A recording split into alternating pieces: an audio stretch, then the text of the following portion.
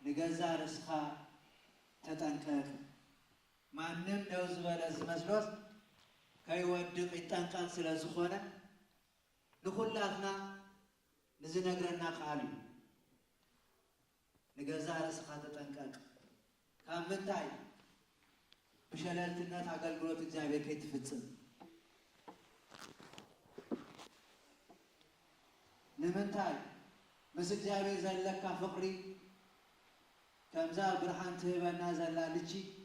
ክልተ ዋይር በሓንሳብ ምስተላገባ ትውላ ከምኡ ድማ ምስ እግዚአብሔር ዘለና ህብረት ነዚ ድማ ተጠንቀቅ ኩሉ ጊዜ ጥንቁቃት ንክንከውን ፈራሓት ዘይኮነ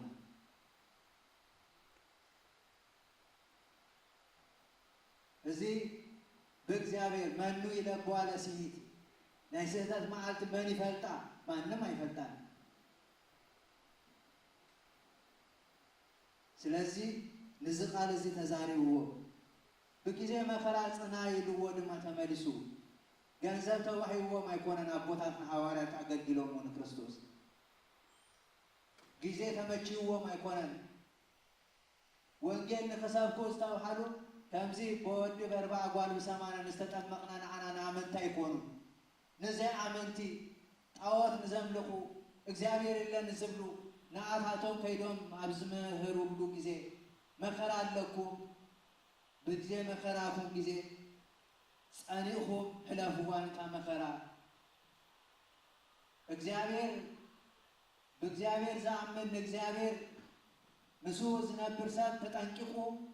ፍርሃት እግዚአብሔር ዘለዎ ለይትም መዓልቲ ቃል እግዚአብሔር ዘስተንትን ነቲ ቃሉ ድማ በህይወቱ ንክፍጽም ዝደሊ እሱ ምስ እግዚአብሔር ምስኮነ ብድህሪ ዝመጽ መከራ እዩ ሓደ መንስያት ክልተ አይነት ፈተና አለ ሓደ ጊዜ ንእስነትካ ንመን አገልግል ንመን ለእግዚአብሔር ከገልግሉ ዘይከአሉ ኩሉ ስለዚህ እዚ ተሓደዩ እቲ ካልኣይ ድማ ብመከራ ጽና ዝተባሃለ ድማ ብእምነት ዝመጸካ እስከ ኣብዚ መጽኹም ኣለኹ መጽሐፍ ቅዱስ እስኩም ዝመጽሐፉም መጽሐፍ ቅዱስ ጽጋምላውን ዳሃርገን መጽሐፍ ቅዱስ እስኩም ዝመጽሐፉ ተግረም እስኩም ባ ተኺል ካብታ ማይክሮፎን ተጥሉ ግን ኩብሾም ከም ዝተዓመከ ሙሽተቲ ኸያብታ ማይክሮፎን መጽሐፍ ቅዱስ ከነ ናትና ይኮነ እንዲ ድምጽ ይሆ እስከ ዘይብልኩም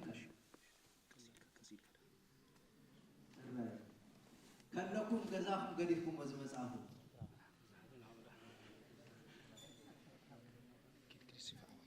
ክሬዲት ባንክ ዳር አቤት እስኩም አለሆነ ናብዚ ጉባኤ እዚ ንዝመጽኸለና ጉባኤ ቤተክርስቲያን አብዘለሉ ጊዜ ሰዓት መጽሐፍ ቅዱስ በቦታትና ካህናት ተባሪኹ ኣብ ገዛና ክንህዞ ከምዚ ክንመጽእ ከለና ድማ ሂስኩም ክተንብብዎ ይግባል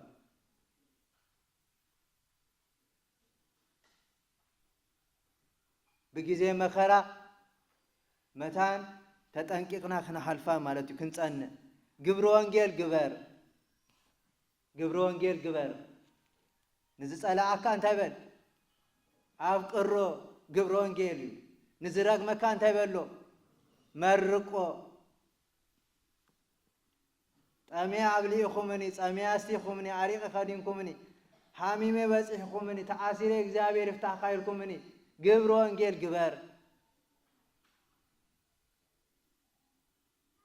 ግብረ ወንጌል ክንፍጽም ኢና ኣብዚ ተኣኪብናሉ ዘለና ወንጌለ መንግስቱ ናይ እግዚአብሔር መንግስቱ ክንወርስ ናይ እግዚአብሔር ወንጌል ግብሪ ክንፍጽም ኣለና ግብረ ወንጌል ግበር ወዳይ ጢሞቴዎስ ይልዎ አገልግሎት ካድማ ፈጽም ይልዎ መፈጸምታ ኣለና ኩላትና ከመይ አይነት አገልግሎት ንቁሁ ርእሱ ዝገተአ አገልግሎት ጸገም ምጽዋር አገልግሎት ፍጹምነት አገልግሎት ስለዚህ ደቅና መንስያት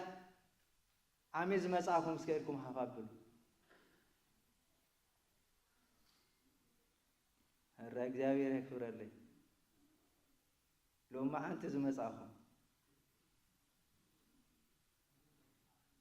እጂ አብዚ ሎማ አንተ ጉባኤና ውሽጥስ ሎማ ዓመት ወ አራይ ሎማ አንተ ይለያሉ 3 ዓመት 4 ዓመት ጌርና አለና 4 ዓመት ዝመጻና እስከ 4 ዓመት አና አብዛ አደዚ መንስያት ዘንህና ጥራይ ኮና እዚህ ገዛ ምጸበበና አገልግሎት ናይ ንገብርን ማለት እዩ ጥራይ ንበይንና ነገልግል ኮይናለና ማለት መንስያት ደቀኝ አነ ከመጽ እቶም ገዲፈዮም ዝመጻኹ ክንዴ ኣብዚ እጂ ክንዴ አገልገልቲ ትኾኑ ትሕሉ ትኾኑ አበየ ቤተ ክርስቲያን ሓንቲ አውቶቡስ ጌርኩም ተትመጹ ስንታይ ምጎረ ይፈልኩም ነዓመት ያሐቅ እንኳን ተጀመረት በመድኃኔ ዓለም በእርጋቱ ስለዚህ እዛ አገልግሎት ፍጹም ክኸውን ንህና ፍጹማን ኮይና ነቶም ዝጣፉ አሕዋትናን አሓትናን ናብታ ግብረ ወንጌል ዝኾነት ቤተ ክርስቲያን ሒዝናዮም ክንመጽእ እግዚአብሔር በአና ገይሩ ደቅናን መንስያትናን ክባርክ በረከቱ ክበዛሐልና ካብዚ ናይ ዓለም ጫውጫውታ ወፂኦም አምላኽ አምላኽ ዝብል መንፈስ ይዞም ክኸዱልና ንህና ደቂ እግዚአብሔር ኮይና ደቂ ቅዱሳን ኮይና ንብዙሓት ደቂ እግዚአብሔር ደቂ ቅዱሳን ንገብር ክንከውን ነዚ ክንገብር እዩ ቤተ ክርስቲያን ኣብ ደገ ማዕዳ ከፊታትልና ዘላሞ እዚ ጉባኤ ቀሊል ጉባኤ አይኮነን እግዚአብሔር አምላኽና ንዓመታ በሰላም ይብጽሐና ነዘን ቃላት እዚአን ቅዱስ ጳውሎስ ንጢሞቴዎስ ወዱ ዝነገሩ ንቁ ርእሱ ምግታዕ ዘለዎ ኣብ ኩሉ ኩነታቱ ሕዱ ዝኾነ ጸገም ምጽዋር ዝኽእል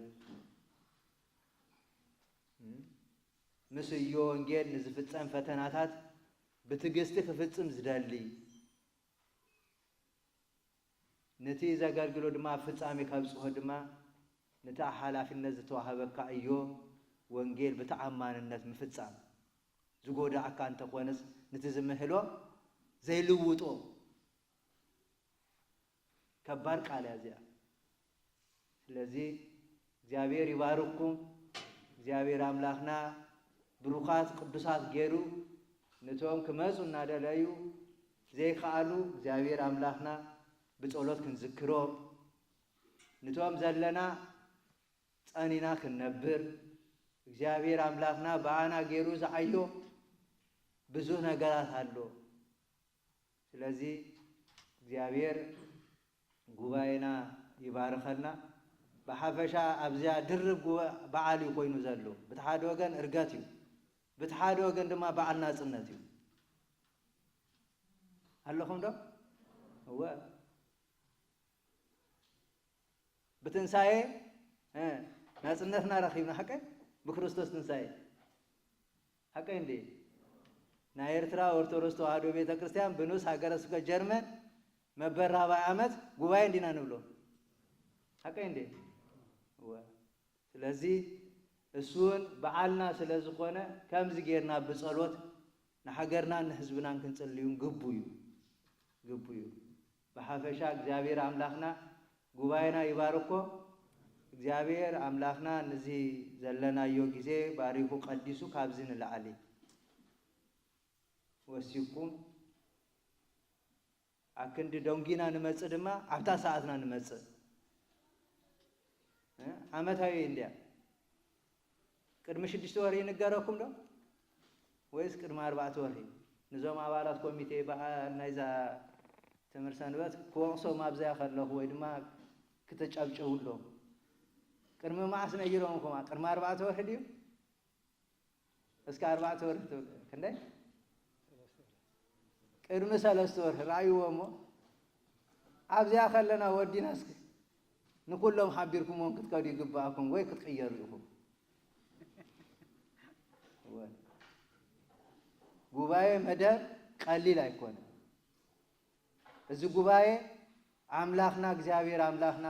ዝባርኸና ስለዝኾነ ሓደ ክተርፍ ስለዘይብሉ ዓመታዊ ዕረፍቱ ክሓትት ከምዚ ናይ ኖርዌይ ጉባኤ ንገብሮ መበል 14 ዓመት ጌርና ኣለና እታ መዓልቲ ፍልጥቲ እያ ሕጂ ናታትኩምን ፍሉጥ እኳ እንተኾነ ዝያዳ ንኩላትና ክሓብረና ዝኽእል ኣብቲ ጾመ ሐዋርያት ውሽጢ ክኸውን እዚ መደብ ሓዝዎ እታ ቀዳሚና ነኽብረላ ዓርቢ ድማ ተፍቅዱ ዓመታዊ ዕረፍቲ ትገብርዋ ናይ ጀርመን ዕረፍቲ ተጸቢኹም እንዲኹም ትገብርዋ ተገድሽኩም ናትኩም ዕረፍቲ ዘይተገብሩ ዘይትእውጁ ሶንያ ዘላ መስለኒ ሓቀ ኣብዚ ጀርመን ስራሕ የለን ተባሂሉ ነጊሮም ምንከሙ ሓቀ ዲ ምሳ ሓዊስኩም ኢኹም መስለኒ ጌርኩማ መታን ኩሉ ህዝቢ ክመፀና እንታይ ገድሽኩም ዓመታዊ ዕረፍትኩም ሓሙስ ዓርቢ ቀዳም ንገብረላ እንተ ደዓዊሽኩም ስራሕ ዘለዎ ስርሑ ኣፍቂዱ ካብ ሕጂ ወይ ድማ ካብተን ዘለዎ ዓመታዊ ዕረፍቱ ንዜን ጌረየን ኣለኹ ይብል ሰሙለኹም እቶም ኮሚቴ ዝያዳ ከይተዛረብኩ ከይወርድ መታንዩ ምክንያቱስ ከምዚ ዝርዮ ዘለኹሲ ብዙ ጽበይ እሞ ካብ ናተይ ድዩ ዋላስ ካብ ቦክረት ጉሓን ድዩ ብል ታህዶገን ብሓፈሻ ድማ አይ ናይ ጀርመን ሲስተም ተጠቂምና ኢና ንገብር ዘለና ዝብል ድማ መፅኡ ጽቡቕ ፖዘቲቭ እዩ ዓመታዊ ዕረፍትኹም ትውስንዋ ኣብ ጾም ውሽጢ ትገብርዋ ብከምዚኣ ጌርኩም መደብኩም ኣኽብርዎ ቀሊል ኣይኮነን ነዚ መስዋዕት ክፈል እዩ ዝብል መስዋዕት ክንከፍል እዩ ሕጂ ዝነግረና ዘሎ እሞ ንገዛ ርእስኻ ተጠንቀቕ ኢልዎ ዘሎ ንዓመት ዕረፍትናስ ኣበይ ክንገብራ ኢልኩም ወዱዋ እዚኣ ብግዜ መከራና ተባሂሉ ዘሎ እግዚአብሔር አምላኽና ንኩሉ መከራና ንሕና ዘይንፈልጦ ዝፈልጦ ከምቲ ቅዱስ መጽሓፍ ዝብሎ እግዚአብሔር አምላኸይ ካብቲ ፈታዊ መሲሉ ዝመጽእ ጸላኢ እንታይ በለኒ ኣድሕነኒ ንቤተ ክርስቲያን ቅንዕና ዘለዎም ዝመስሉ ብዙ ፈተናታት በጽሕዋ እዩ ግን ኣላ እቲ ዘይታኸስ ጎይታ ይርያ ስለ ዘሎ እዩ እሞ መንእሰያት ደቅና በርትኡ ጸልዩ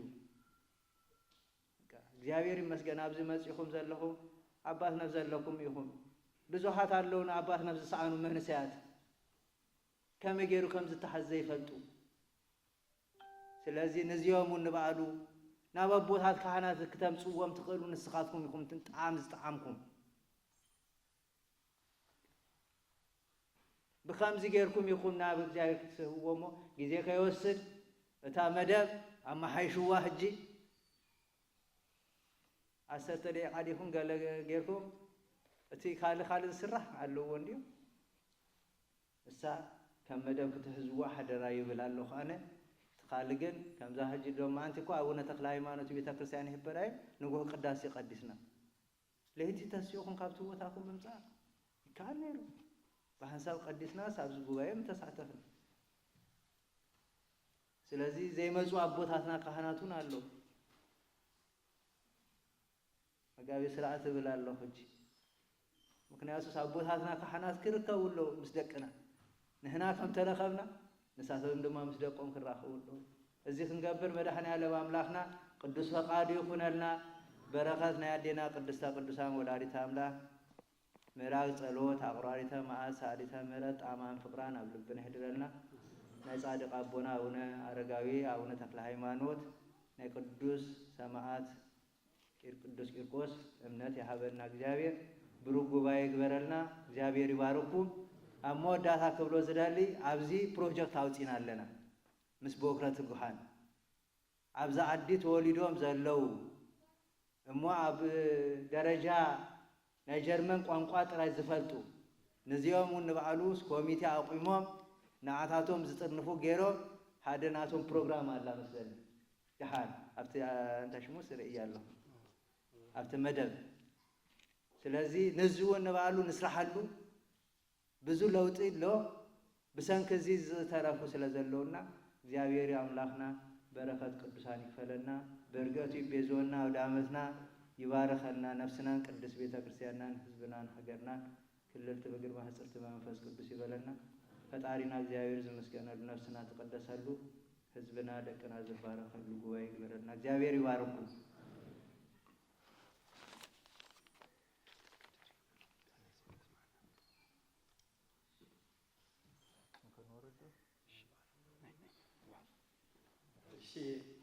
ቃለ ሕይወት ይስማዓልና ንብፁዕ አቦና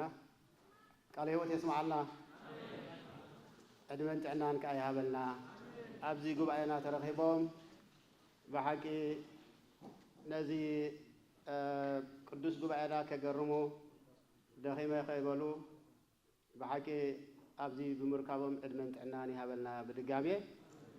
እሺ እግዚአብሔር አምላክና ዝተመስገነ ይኹን ከምቲ ቅዱስ ጳውሎስ ኣብ ምዕራፍ 10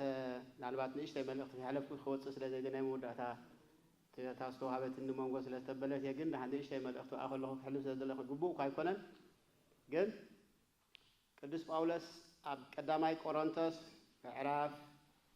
14:26 ዘሎ ሃይለ ቃል ወኢዜኒ أهاوينة تتقابوا لكم بكم مزمورة وتمرت البين زنت بحاولته وزب مدرسات كما تتهنسوا قبروا لبقيت انتهي مالتي كتأكبوا خلهم أحواته كل تمرت الله رأي الله قام الله مزمور الله كل اللي تقبروا ودمان تايزبد اتي نمهنات لا يخون يبل مالتي سلازي ابستاكيمنا زلنا انتاينا مالتي نمهنات انا مالتي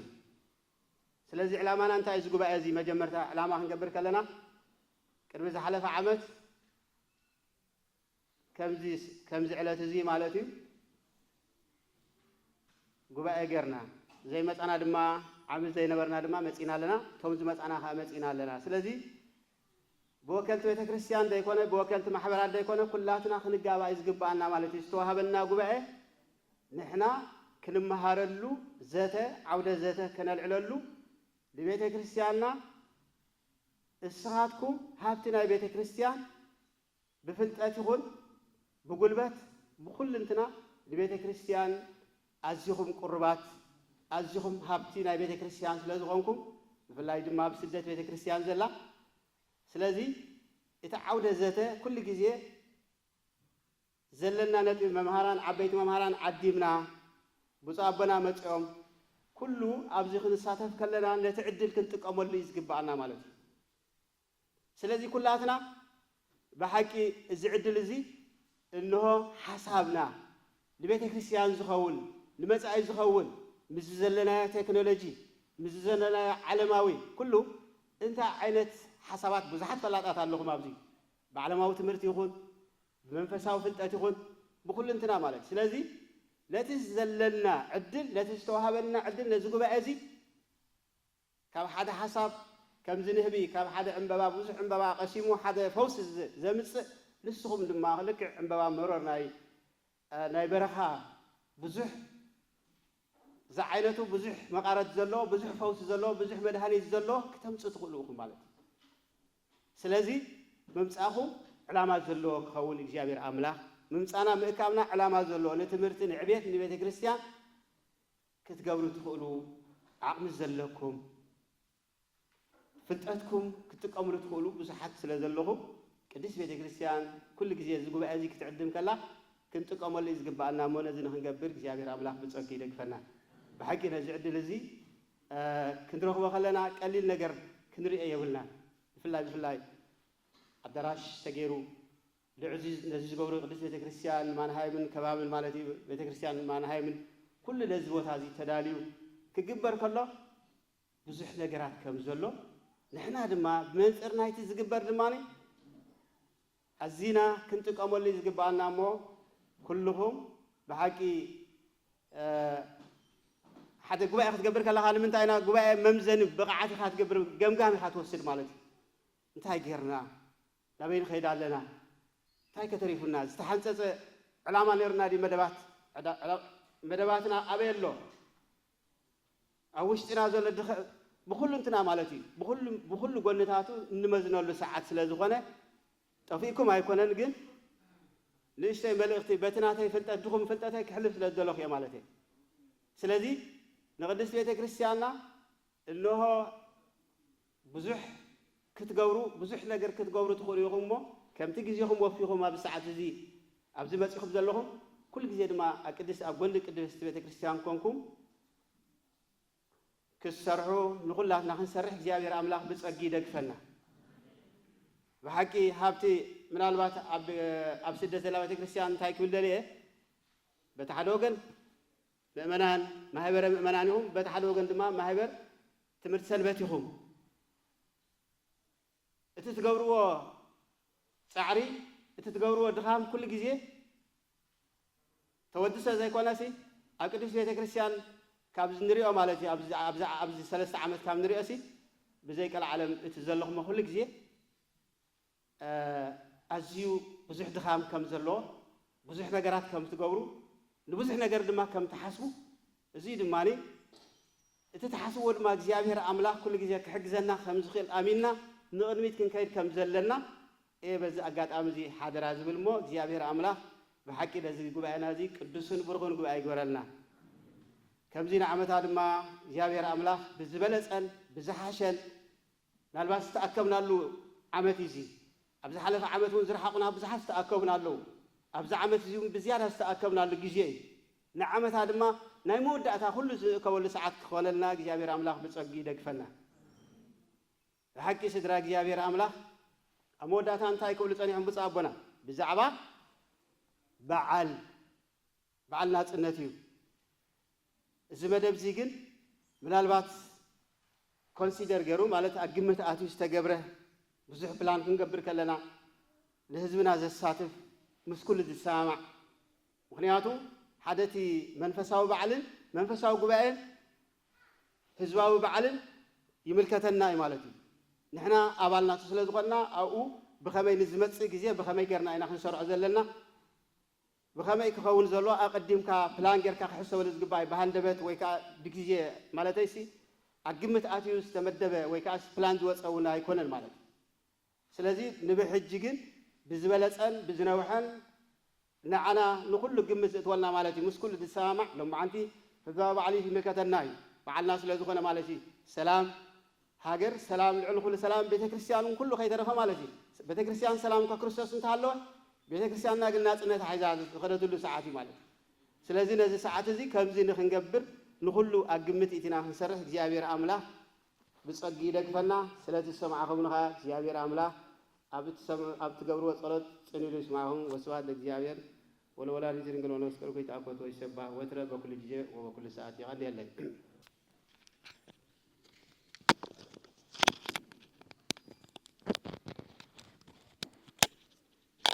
الشامين نبضاتنا نبنا بالسباولس كمون مجاب سرعات أبنا عش دسالة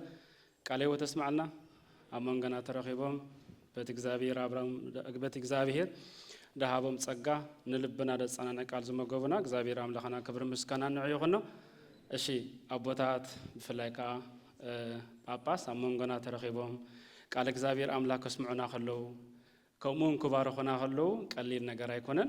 أبناء مسح قدس تاريخ انتدارينا يو أبراهام نيساق بارهو إيساكا نياقوب بارهو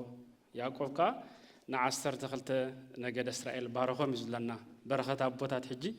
أبيوت كريستنا بتعم قداسي مو أبونا بمسكولم زبارهونا جزابير أملاخنا نايزمان علمي مبارك لهم الشيء كم نجزابير أملاخ قدس فقط بأبونا كشم هرتاب ناينوس هاجرسب كجرمن ناينوس نايبيت مرسن بيت حلافي يوم مالتي بوم أب بيت مرسن بس زكاية دلو دسرح زلو زقود دلو تصاب قبرنا أمه أبونا نام مدرك المصوم مساق قريت مزمور اسكي كدمانم بالي كاب غوباي مستغاغريت مزمور نابخن كبكم مستغاغريت مزمور እሺ ምስትግዜና አንከይድ ማለት እዩ ከመይ ክፈለነ ጸጋ ሐዋርያት ትብል بسم أول نفس قدس حال أملا خبيرنا أمينا نزمر كما يكفلنا تجاها واريات كما يكفلنا تجاها واريات كما يكفلنا تجاها واريات كما يكفلنا تجاها واريات ناس لنا توادو امنتي ناس لنا توادو امنتي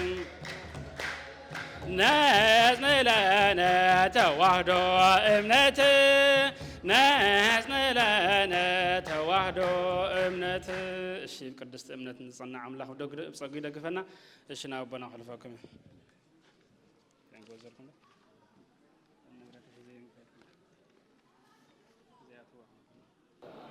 بسم آب وولد ومنفس قدوس أحد أملاك آمين بكريستوس كريستيان بولد ولدان بهابت منفس قدوس دما منفساويان تسمخو سدرا بيت እግዚአብሔር አምላክ አባል ቅዱስ ሲኖዶስ ሀገረ ስብከት የአውሮፓን አባይ ብሪጣንያን ዝኾንኩም ብፁዕ አቡነ አቡነ ጳውሎስ ናይ ንኡስ ሀገረ ስብከት አካሄድ ስራሕ ነጋይ ስርዓት አቡነ አበይ ቀሺ ደሳሌ ከምኡውን ናይ ንኡስ ሀገረ ስብከት ተሓዚ ፋይናንስ ወላዲና አቶ መሐሪ حاونا دياكون آرون كلهم أولاد نوس هاجر سبكت ممهرنا لكما أمران دياكون اسم الله أولاد سواها قوائي نايك الدسوية تكسيانا أو نتكل هايمانوت كورات أبوتات أبونا بيك الشاي أبونا بيك السيس أبراهام بحفشا أنا نسقاتكمن كالستفال عليه بوتان كبابن نمحبراتنا نبيت كريستياننا وكلنا مسينا بستقابينا دلنا فقران حزب كريستيان كما يوعلكم كما يمسيكم كما ياللكم آمين تلوهم فكارن دخلنا እግዚአብሔር አምላክና በአይነ ምሕረቱ ጠሚቱ ብለው ሃትሪኡ እግዚአብሔር መስገን ትልሳን ስለዳሃበና በድጋሚ የክብርን ምስጋናን ንህያው አምላክና ይሁን ነው መጀመሪያ ጸብጻብ ናይ ቤት ምር ሰንበት ናይ ንኡስ ሀገረ ስብከት جرمن رابع عامت بلالنا مالتي هذا انتاي تسرحو كسب زدلنا يساعات مالتي بدحريو اب نعاق مسمنا امناي فاينانس احصر ابي لخم فقاد እግዚአብሔር አምላክ كحبروكمي بدحري እግዚአብሔር አምላክ ተፈቂዱ አንብባ ቢለልኩም ጥራየ ኮርድ እዛ ተጋቢና አላ ደለና ዛ ቤት ትምርት ሰንበት ትብልደላ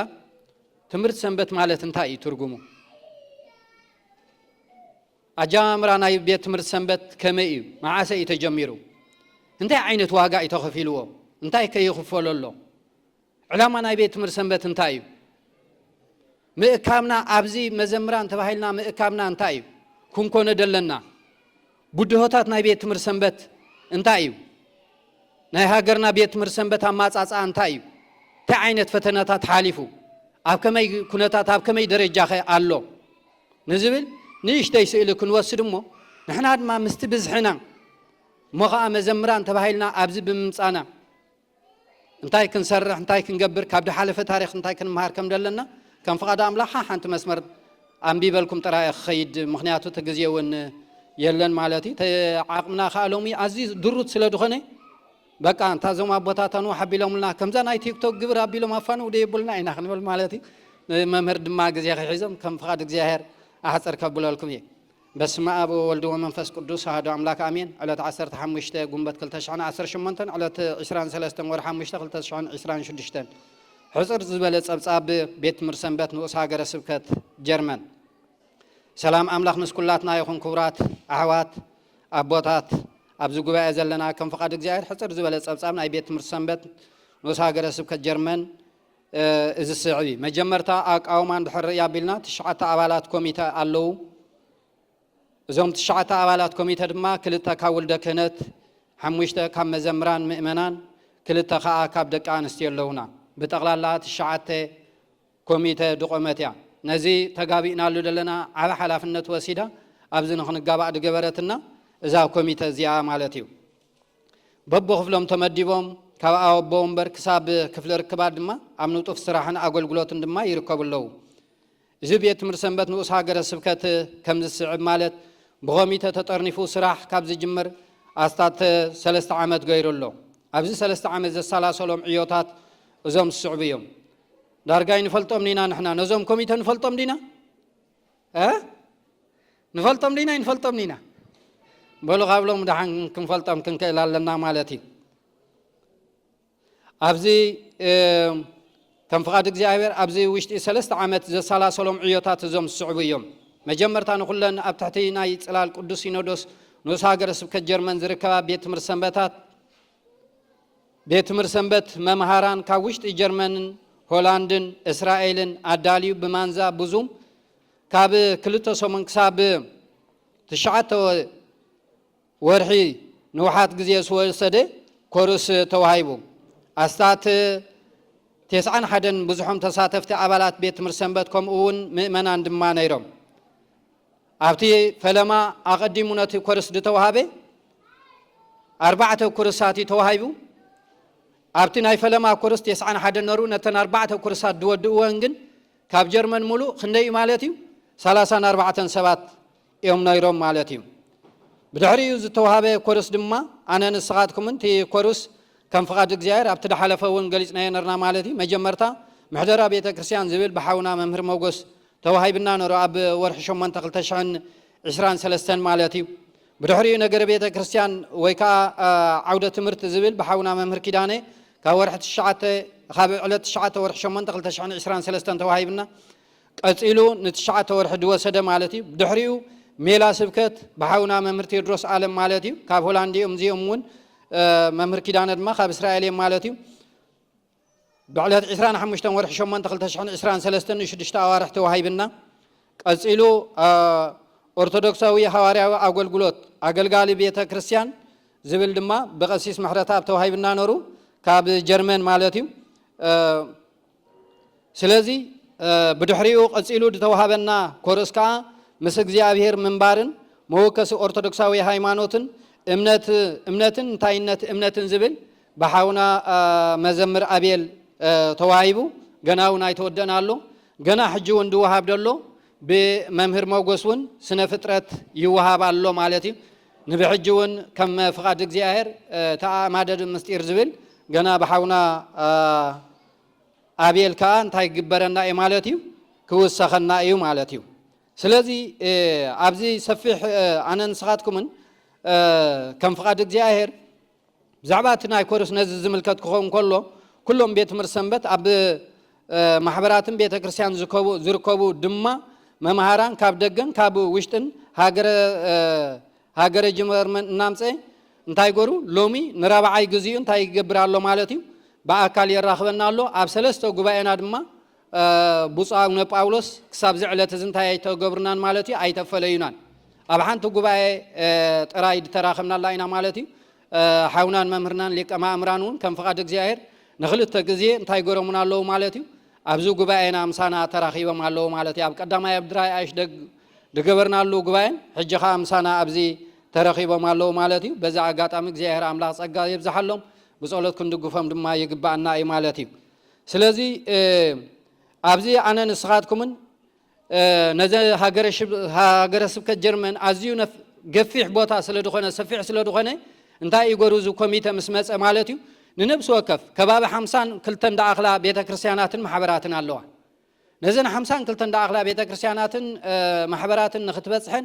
ازي اصقامنا شغارن مخانو خلاتنا نفلطينا هنا ግን እንታይ ናገርና አበርባዕተይና ከፊልናየን ማለትዩ እዚ ናይ ሄሰን ደሎ ናይ ባየር ደሎ ናይ ቬስትፋለን ደሎ ገርና ናይ ኒደር ዛክሰን ደሎ ገርና እንታይ ናገርና አበርባዕተ ደረጃ ከፊልናየን አበርባዕተ ደረጃ ከፊልና ኸአ ንቡሙለ ናብቲ ከባቢ ደሎ አብያተ ክርስቲያናት ደብዳቤ ሰዲድና ከባ ከም ደሎውን ኣብ ሓደ ኣብቲ ተሰርዐ ቦታ ከባ ወይ ከዓ ክመፃ ከም ደለዎን ተገይሩ ማለት እዩ ልክዕ ብሙሉእ ድማ ኮሚቴ ቤት ትምህርቲ ሰንበት ከክልተ ሰባት ሰለስተ ሰባት እንዳኸድና በፂሕና ደለዎን ደረጃታት ደለዎን ዓቕሚ ክኸድኦ ደለዎን ከማልኦ ደለዎን ድማ እንታይ ተገይሩ ማለት እዩ ብዕምቆት ከዓ ዘቲ ማለት እዩ ነቲ ጉባኤ ከዓ ክቕፅሎ ከም ደለዋ ተገይሩ ድሮ ካብኣተን እኳ እንታይ ይገብራ ኣለዋ ማለት እዩ ከም ፍቓድ እግዚኣብሔር ኣምላኽ ክሳብ 3 ግዜ ናይቲ ዞባታት ተራኺበን ኣለዋ ማለት እዩ ምናልባት ኣብዚ ዞባ ናይ ሄሰን ደለኹም ግን ትድበዝሐ ግዜ ጉባኤ ናብዚ ኢና ንገብር ደለና ማእኸላይ ቦታ ስለ ዝኾነ ንብዙሓት ኣቦታትን ኣሕዋትን ጸጋ የብዝሓሎም ካብ ቤተ ክርስቲያንና ኣቡነ ተክለ ሃይማኖት ብዙሕ ዋጋ ኢና ንኽፍሎም ደለና ማለት እዩ ካብ ድገርመኩም እቲ ኣብ ጥርናፈ ክሳብ ሕጂ ደይተጠርነፈ ድደኸመ ቤት ትምህርቲ ሰንበት ኮይኑ ደሎ ድማ ዞባ ሄሰን እዩ ትድበዝሐ ምእመናን ድበዝሐ ኣብያተ ክርስቲያናት ድበዝሑ መዘምራን ደለዎ ናይዚ ሄሰን እዩ 15 ዳኣኽላ ኣብያተ ክርስቲያናት ኣለዋ ኣብ ዞባ እዚ በጀካ ተሓንቲ ግዜ ንሕና ምስ ራኸብናዮ ብድሕሪኡ ደይ ተራኸባ ደለዋ ክሳብ ሕጂ ኣብዚ ናይ ኒደር ዛክሰን ደለዋ ከም ፍቓድ እግዚኣብሔር ክሳብ 3 ግዜ ተራኺበን ኣለዋ ኣብ ባየር ደለዋ ክሳብ 2 ግዜ ተራኺበን ኣለዋ እቲ ድኽም ድበለ ኸማን በዚ ናይ በዓል ኩለን ደለዋ ቤተ ክርስቲያናት እግዚኣብሔር ኣምላኽ መስገን ሓፍትና ኣብ ማእኸልና ኣላ ማለት እዩ በቲ ደለዋ ጸጋ ብዝተወሊደ ዓብያ ከዓ ገና እኳ እግዚኣብሔር መስገን ንኽልተ ግዜ ኸማን እንታይ ገይሮም ኣለዉ ማለት እዩ ተራኺቦም ኣለዉ ኣብዚ ዞባ ዝደለና ግን እንታይ እቲ ምኽኒት እቲ ሽግር እንታይ ክበርህ እውን ኣይከኣለን ነዚ ኮሚቴ ቤት ትምህርቲ ሰንበት ማለት እዩ ስለዚ ከም ፍቓድ እግዚኣብሔር ብድሕሪኡ እቲ ቀንዲ ዕላማ ብሓባር ቆይምና ሓባራዊ ስራሕ ንክንሰርሕ እዩ ማለት እዩ ከም ፍቓድ እግዚኣብሔር እንተደኣ ሓቢርና ኢና ድማ ኣዝዩ ኣድማዕ ዝኾነ ዕዮ ክንሰርሕን ኣነ ንስኻትኩምን ንዓይ ንዓኻትኩምን ደመልክዓልና ምልክዕ ናይ ክርስቲያን እውን እንታይ እንድሕር ኢልና ሕብረት እዩ ማለት እዩ ሃዋርያት ድመሃሩና እንድሕር ያቢልና ከዓ ሕብረት እዩ እሞ ስለዚ ነዚ ሕብረት እዚ ኩላትና ድምልከተና ኣካላት ኣቦታት ካህናት ኣለኹም ኣሕዋት ዲያቆናት ኣለኹም መምህራን ኣለኹም መዘምራን ኣለና ኩላትና ነዚ ሕብረት ዝያዳ ክንደፍኣሉ ዝያዳ ኣተኩሮ ክንገብረሉ በዚ ኣጋጣሚ እዚ ሓደራ ንብል ብፍላይ ዝዞባ ዝደለና ዝዞባ ሄሰን ደለኹም ማለት እዩ ከም ፍቓድ እግዚኣብሔር ብድሕሪኡ እንድሕር ርእይ ኣቢልና ማለት እዩ ትምህርቲ ይወሃብ ኣሎ ሕጂ እውን ብሓውና መዘምር ኣቤል ማለት እዩ ከም ፍቓድ እግዚኣብሔር እንታይ ይገብር ኣሎ ማለት እዩ ትምህርቲ ይወሃብ ኣሎ ናብ ኩለን ቤት ትምህርቲ ሰንበታት ድማ ናብ ኩለን ቤተ ክርስቲያናት ድማ ዘዋሪ ደብዳቤ ብንኡስ ሃገረ ስብከት ጀርመን እንታይ ገርና ኢና ማለት እዩ ሰዲድና ኢና ካብ ድገርመኩም ግን ድሰደዳ ኣብያተ ክርስቲያናት ልዕሊ 52 ማሕበራትን ቤተ ክርስቲያናትን ኣለዋ ኣብ ጀርመን ምሽ ንብል ኣለና እዚ ግን ኣብ ተግባራዊ መፂኻ ስማዊ ጥራይ ድኸውን ደሎ ካብዚኣተን ድሰደዳ ከም ፍቓድ እግዚኣብሔር 24 ቤተ ክርስቲያናት እየን ኣሕፅር ኣቢለ ከም ብበልኩም እየ ካብታ ቤተ ክርስቲያን ድማ ከክንደይ ዳኣኽሉ መዘምራን ሰዲደን ከክንደይ ሰባት ክመሃሩ ናብዚ ናይ ብንኡስ ሃገረ ስብከት ድወሃብ ደሎ ኮርስ ሰዲደን ድማ ከም ፍቓድ እግዚኣብሔር ኣምላኽ ክንሪኦ ኢና ማለት እዩ ኣብዚ እንድሕር ርእይ ኣቢልና ማለት እዩ ከም ፍቓድ ኣምላኽ እቲ ኮርስ ብዕለት 1 ወርሒ 10 2025 ቁርባ ዕርፍ ኣቢልና እዩ ጀሚሩ ደሎ ማለት እዩ ክሳብ ሕጂ ደይተቋረፀ ደሎ ኮርሲ ማለት እዩ ኣብዚ መቸም ኣብቲ ግሩፕ ተጠርኒፎም ደለዉ መዘምራን ክመሃር ኢላ ቤተ ክርስቲያን ደረከበትና 444 ኣለዉ ማለት እዩ ተሳተፍቲ ኣብዚ ትምህርቲ ድማ ክንሳተፍ ኢና ኢሎም ብቤተ ክርስቲያኖም ማሕበሮምን ዝመፁ ብደብዳቤ ኣሰኒን ድሰደዶም ድማ 275 ሰባት እዮም ቀንዲ ኣብዚ ኣብ ሰሙን ረቡዕን ቀዳምን ምናልባት ሕጂ እቲ መዓልቲ ምቅያር ገለልኩም ኸውን ኣቤል ማለት እዩ ዝወሃብ ደሎ ተሳተፍቲ ግና እንድሕር ያቢልና ፈለማ ከባቢ 140 ኣቱ ነበሩ ሕጂ ግን ክሳብ ናብ 70 ወሪዱ ኣሎ ማለት እዩ ካብ 70 ክሳብ 140 ደሎ እዩ እቲ ቁፅሪ ደሎ ማለት እዩ ኣብኡ ኸማን ኣብ ሓደ ግዜ ኸማን እቲ ቁፅሪ ይወርድ ማለት እዩ እዚኣቶም እንድሕር ያቢልና ዝሳተፋ ደለዋ ማሕበራትን ኣብያተ ክርስቲያናትን ንምንፃር ድማ 24 እየን ንሳተን ከዓ እንድሕር ያቢልና ተንድሰደዳ ማለት እዩ እዚኣቶም ከማን ዳርጋ ኣብ ትምህርቲ ተሰዲደኖም ተን ቤተ ክርስቲያናት ኣብ ምንታይ ይውዕሉ ኣለዉ እንታይ ይሰርሑ ኣለዉ ይመሃሩ ድዮም ኣይመሃሩን እዮም ቁፅፅር ስለ ደየለ ኣብ ቤተ ክርስቲያንና ኣዝዩ ብምሕደራውን ደኺምና ስለ ደለና ዳርጋ ኣለዉ ድዮም የለውን ኩላትና ነንድሰደድናዮም መማሕበርና በቤተ ክርስቲያንና ንፍለጥ እያ ትብለና كبيت كريستيان قدوس بيت كريستيان قدوس جبريل كلن 22 سبات كاب أبونا تكل هيمانوت هيبنهايم 3 سبات كاب دبر متماك دراي عايش 4 سبات كبيت كريستيان مدهاني عالم ماغدولبرغ 7 سبات كبيت كريستيان مدهاني عالم ايرفورت 10 سبات كبيت كريستيان كيدان مهرت هانوفر 3 سبات كبيت كريستيان أبونا تكل كام محبر أبونا تكل هيمانوت فايلهايم 32 سبات كاب بيت كريستيان كيدان مهرت بامبرغ 29 سبات كاب بيت كريستيان أبونا جبر منفس قدوس نورنبرغ 13 سبات كاب بيت كريستيان قدوس أورايل مونشن 11 سبات كاب بيت كريستيان دبر إيوسوس شتوتغارت 14 سبات كاب بيت كريستيان قدوس كام محبر قدوس استيفانوس إنغولشتات 9 سبات كاب بيت كريستيان مدهاني عالم أوغوسبورغ 3 سبات كام محبر قدست مريم باد سكينغن 8 سبات كام محبر هፃን ጨርቆስ ድሬትሰን 3 سبات كاب بيت كريستيان قدوس ميكائيل كاسل 7 سبات كاب بيت كريستيان مدهاني عالم فرانكفورت 10 سبات كاب بيت كريستيان أبونا تكل هيمانوت لايبسيك 4 سبات كاب بيت كريستيان كيدان مهرت فرايبورغ 21 سبات كاب أبونا بيت كريستيان أبونا إيوستاتيوس دارمشتات 15 سبات كاب بيت كريستيان قدوس ميكائيل أولوم 34 سبات كاب بيت كريستيان كيدان مهرت فولدا 2 سبات كاب بيت كريستيان دبر كواكبت أبونا أرغاو ريغنسبورغ 1 سب كام محبر أبونا اندرياس لودنشايد 1 سب تقلالا أنا نسخاتكم من إذا قصر الزيو كاب 24 أبيات كريستيانات دمصو زوم تساتفت زياتهم يم كلتميتن 44 سبات يوم مصيوم كساتفو تباهي 75 سبات يوم كساتفو تباهيلو كاب زياتهم دما كاب 7 حساب 140 الله مالتي تقصر جن أب كبابي لومين أب سوسان أب 40 يورد الله مالتيو كلاتنا كاب بيت كريستيانا كميلنا أما حبراتنا كميلو إزي كنفلتو سلدلنا إمبر نوس هاجر سبكت نقولهم سبخا قبائتات مساكوهم زغرز رزي بلك حبيرنا يمينا تندبزها أبيات كريستيانا 3 أبيات كريستياناتين تحان تقمان سما حبر يا مالتيو كفايل هايم 30 سبات الله مالتيو كاب قدوس ميكائيل أولم 34 الله كبيت كريستيان كيدان مهرت بامبرغ خا 29 سبات الله بزح حزبي دلو بزح أبيات كريستيانات دلوا بزح مزمران دلنا ندحر يابيلنا مالتي اتي بزح ندحر يابيلنا اتي صبصاب عبد جبرنا الله مالتي خم فقاد እግዚአብሔር ሁሉን أبيات كريستيانات ككندي مزمران الله ونيلنا عبد حاتتنا له ከባቢ ናብ 900 ናብ 1000 ዳአክል መዘምራን አሎ مالتي በቲ ቁጽሪ ደሃብኩምና مالتي ካብዚ ድማ እቲ አምንጦ አገልግሎት አሎ አምነስ ወከፍ ቤተ ክርስቲያን ባል ከባቢ 500 ዳአክል አሎ ነገር ግን ኣብዚ ኮርስ ደይመስታፍ ግን ብዙሓት አብያተ ክርስቲያናት ገለንታይ እንደብላኻ ዝዳ ተማሂርና እንዲና እዚ ዳ ተዋሂብና እንዲ ይብሉኻ ማለት እዩ ተማሂርና እንዲና እዚ ኮርስ እዚ ይብሉኻሞ ብድሕሪኡ ሕትት ተበልካየም ግን ምስጢራት ቤተ ክርስቲያን እኳ ክምልሱ ይክእሉን እዚ ናብየናይ መንፈስ ናብናይ ትዕቢት መንፈስ ናብናይ ካል ናብናይ አንነት ናብ ደይ ተደልየነ መንፈስ ይወስድ ከም ደሎ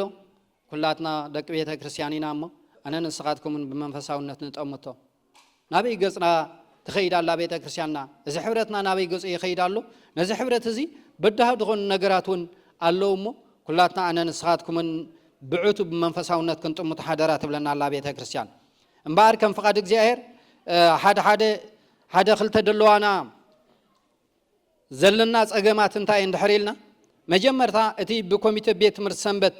زوها بحبرتها بوجبو نزوم أولات مزمران تاي جبرني مالتي أيبت صحن الله أم نفس وقف بيت كريستيان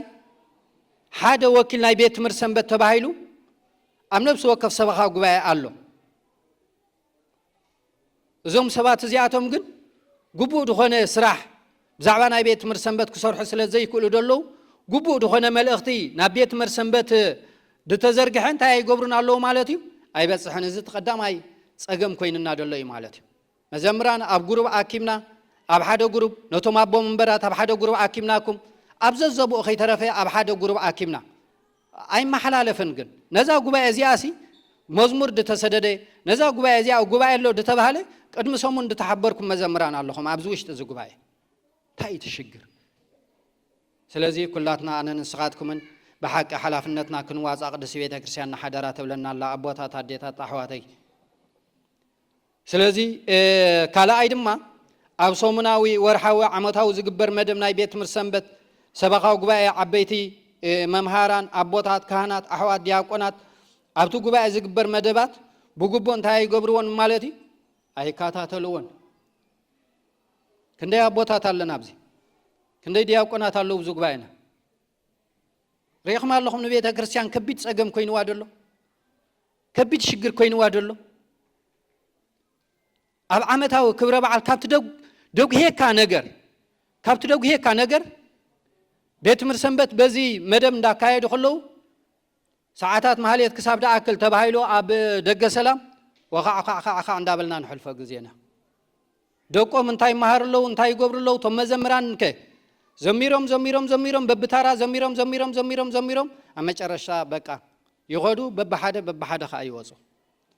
شعوخا مسيخ هند بتمسيخ ساعتنا محلي تأخيلي أقارص ومدب ببحال يقرمي بيتا كريستيان نابز تودق الله وزحات أبوتات أحوات دياقونات لنا كن ألنا خيل بزحنا قردل لنا أبيت من سنبت أتوكرو دايما قبارقن اندعي لومي زياهر أملاخنا عين عخاتكم من ماتشن بزا محواتنا بزا دراما قور بزحنا قرم هيرنا اللو كلاتنا دستو علزنا البناء عدلنا دلنا لهم بواد مانتا عند حريلنا أمامكو بيت من سنبت سباقا قبائن ولد كنت نزلو دوغم ويدما لوح دوخنا زمدنا بتزملكو تأكال تراي قلتو سوخنا لو تكمت حدراني بلالنا لومي ولد كنتن بيت مرسنبتن دارغا ناي حنت سانتيم كلتا گص كوينو تناص اصيلولو دخيد دولي امونغو زوم ثلاثه اكلات سبقا غباي ولد كنت بيت مرسنبت ازياتهم يمتم رئيس ناي بيت كريستيان ناي حنت بيت كريستيان ثلاث يوم نزيوم تدا تسامعي ادما از بيت مرسنبت تاي غبر دخل مالتي كعب دخل مؤمنان كعبي دخلوا اتي فلك دخنا ناي قدس بيت كريستياننا تمرتنا يقدس بيت كريستيان ما انت يقفر دخل مالتي كم حلالف كقصل تقولوا كله اندحر كوينو تاي كون كخلالو زم ثلاثه اكلات زيوم كسامع خللو سلازي ازي بحق تدملكوتا اكل كلاتنا قالينا بسبخا غبا لنا قالينا اولد كنت لنا قالينا امنوس هاجر سبكت لنا بعمقت بمنفساونت اميتنا نز نغرات ازي قلطوف دخنا فتح كنمصال انت ديك إلنا ناب ازي اسكاف دخنا ነገር እንዳምርሐና ይخيዳለው ማለት እዩ ስለዚህ ዝድማ አነ ንስኻትኩምን ከም ፍቃድ እግዚአብሔር ኩላትና ክንሰርሐሉ ናይ ዝጉባኤ ተሳተፍት ደለና ኩላትና ክንሰርሐሉ ሓደራ ንብላለና ኣብ ብድሕሪ ደለና خላኢት ለባዋ ድማ ኣብዚ ኮርፍስ ብኑስ ሃገረ ስብከት ዝሳተፍ ደሎ ሓሙሽተ ኮርስ ሂምና ሻድሻይ ስነ ፍጥረት ይወሃባሎ ኣብ ዘንድ መጻናለን ማለት እዩ أغلى ديسا تفا بيت كريستيانات الله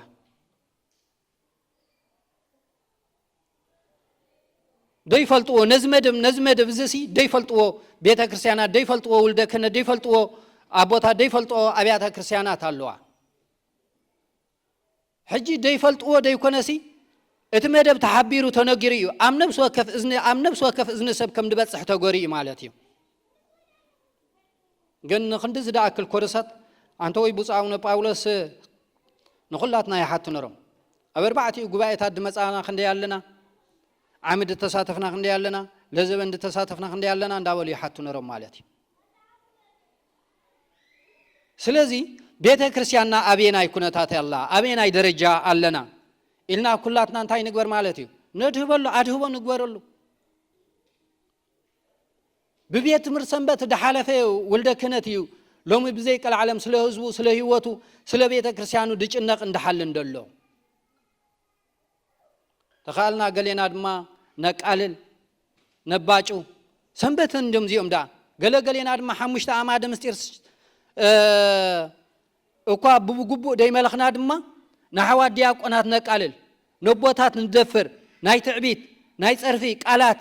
نزارب አባላት ናይ ቤት ምርሰንበት መዘምራን እንደኾና ድማሎ እቲ ዝምድና አመንጎ ወልደ ክህነትን መዘምራን እንድፈላልዶለ ድማ እዚዩ አቦታት ወልደ ክህነት ሓዋትና ክመሃርዎ ክፈልጥዎ ደለዎም ክንገብር ክንከታተል አሕዋትና መዘምራን ድማ አቦታትና ከነኽብር ክንክእል ኣለና ነቦታትና ንሕዋትና ተኸቢርና ኢና ክንከብር ነቦኻ እንዳነፀልካ ነቦኻ እንዳፀረፍካ ነቦኻ እንዳዋረድካ መዘምር ተባሂልካ ጻዕዳ ነፀላ ገርካ ኣብ ቤተ ክርስቲያን እንዳመፀኻ صباح قلت بوس سكو تدياقون سكو صباح نقو كهن كوينو نعخا انتاي دقبرك اي مالتي نابق زي ايهر املاخ دقربك دا تعرقك ايكو مسك زي ايهر املاخ دا تعرقك ايو ابزي ماس ميديا ميشم كل نقر قولو حسلا دخونا خلاتنا ابزي نتنقى قلو مالتي كم فقادك زي ايهر سلازي زن زي تفادلوا محبرات بيتا كريستيانات حجون لو بوانا انتاي نخقبر مالتي نخصا تفا افدقنا بيتا كريستيانا خفت مخانينا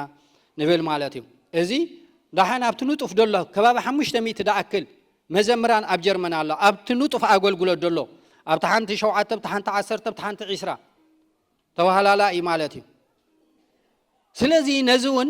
انا نسخاتكم كاينو خسرو حجون دقيمنا دقاقيمنا انا نسخاتكم بعتب كنسرح خمدلنا قدس بيتا كريستياننا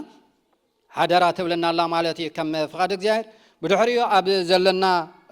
ناي گنزب اندحر رأي بلنا مالتي بفاينانس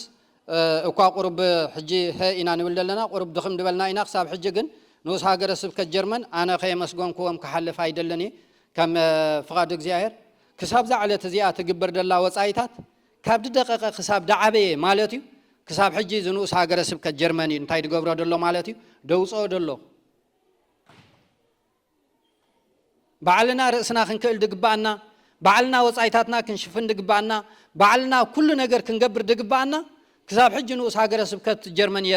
يسالين الله جن كساب معسي لو مكو حدارنا خنوص كي يقبانا يحواتي نحدا عمد نقلت عمد كتصورنا خو اليوم كاوخه سلازي كم فقادك زاهر نما مهاران تباهيلن دتواصا سسالا سقرشي نيرن مالتي كم فقادك زاهر قال يوم دخفلكم اللهم قال يوم داي كفلكم اللهم بقصر حزنا يلنا منن هيبنا مالتي عامخا خم فقادك زاهر كم بقى سخوننا دخل تباهيلو من 100 يورو نعمت اي تحسينانيا كساب قربت اتاويتاتنا دحان دخونسي من 100 يورو كم محبر مالتي كاول كسب داي كنس كم محبر ابتحنت محبر 20 30 مزمران تهاليم 10 5 سلت توصحوا مالتي من 100 يورو بحنت محبر انتاي نقبر نوص تباهيلن نعمد تواصا ون الله زناي لزبنكو اي تقبلنا الله كفل فاينانس دحراي صباحا تبو تخونو مالتي سلازي ازياتن كم فقاد እግዚአብሔር እተንዳ አተዋ ገንዘብ ከመን ካብዚአተን ከን ታይንታይ ወጻይታ ታውጽናለን ከም ፈቃድ እግዚአብሔር አምላክ አሐጽራ ቢለ ከነግራኩም ማለት ከም ፈቃድ እግዚአብሔር እቲ ንመምሃራን ተባሂሉ ከም ፈቃድ እግዚአብሔር አምላክ አተወ አቀዲምካ ንመምሃራን ተባሂሉ አተወ ገንዘብ እንድሕር ريا بلنا كندي ينرو مالتي ندحر ريا بلنا مالتي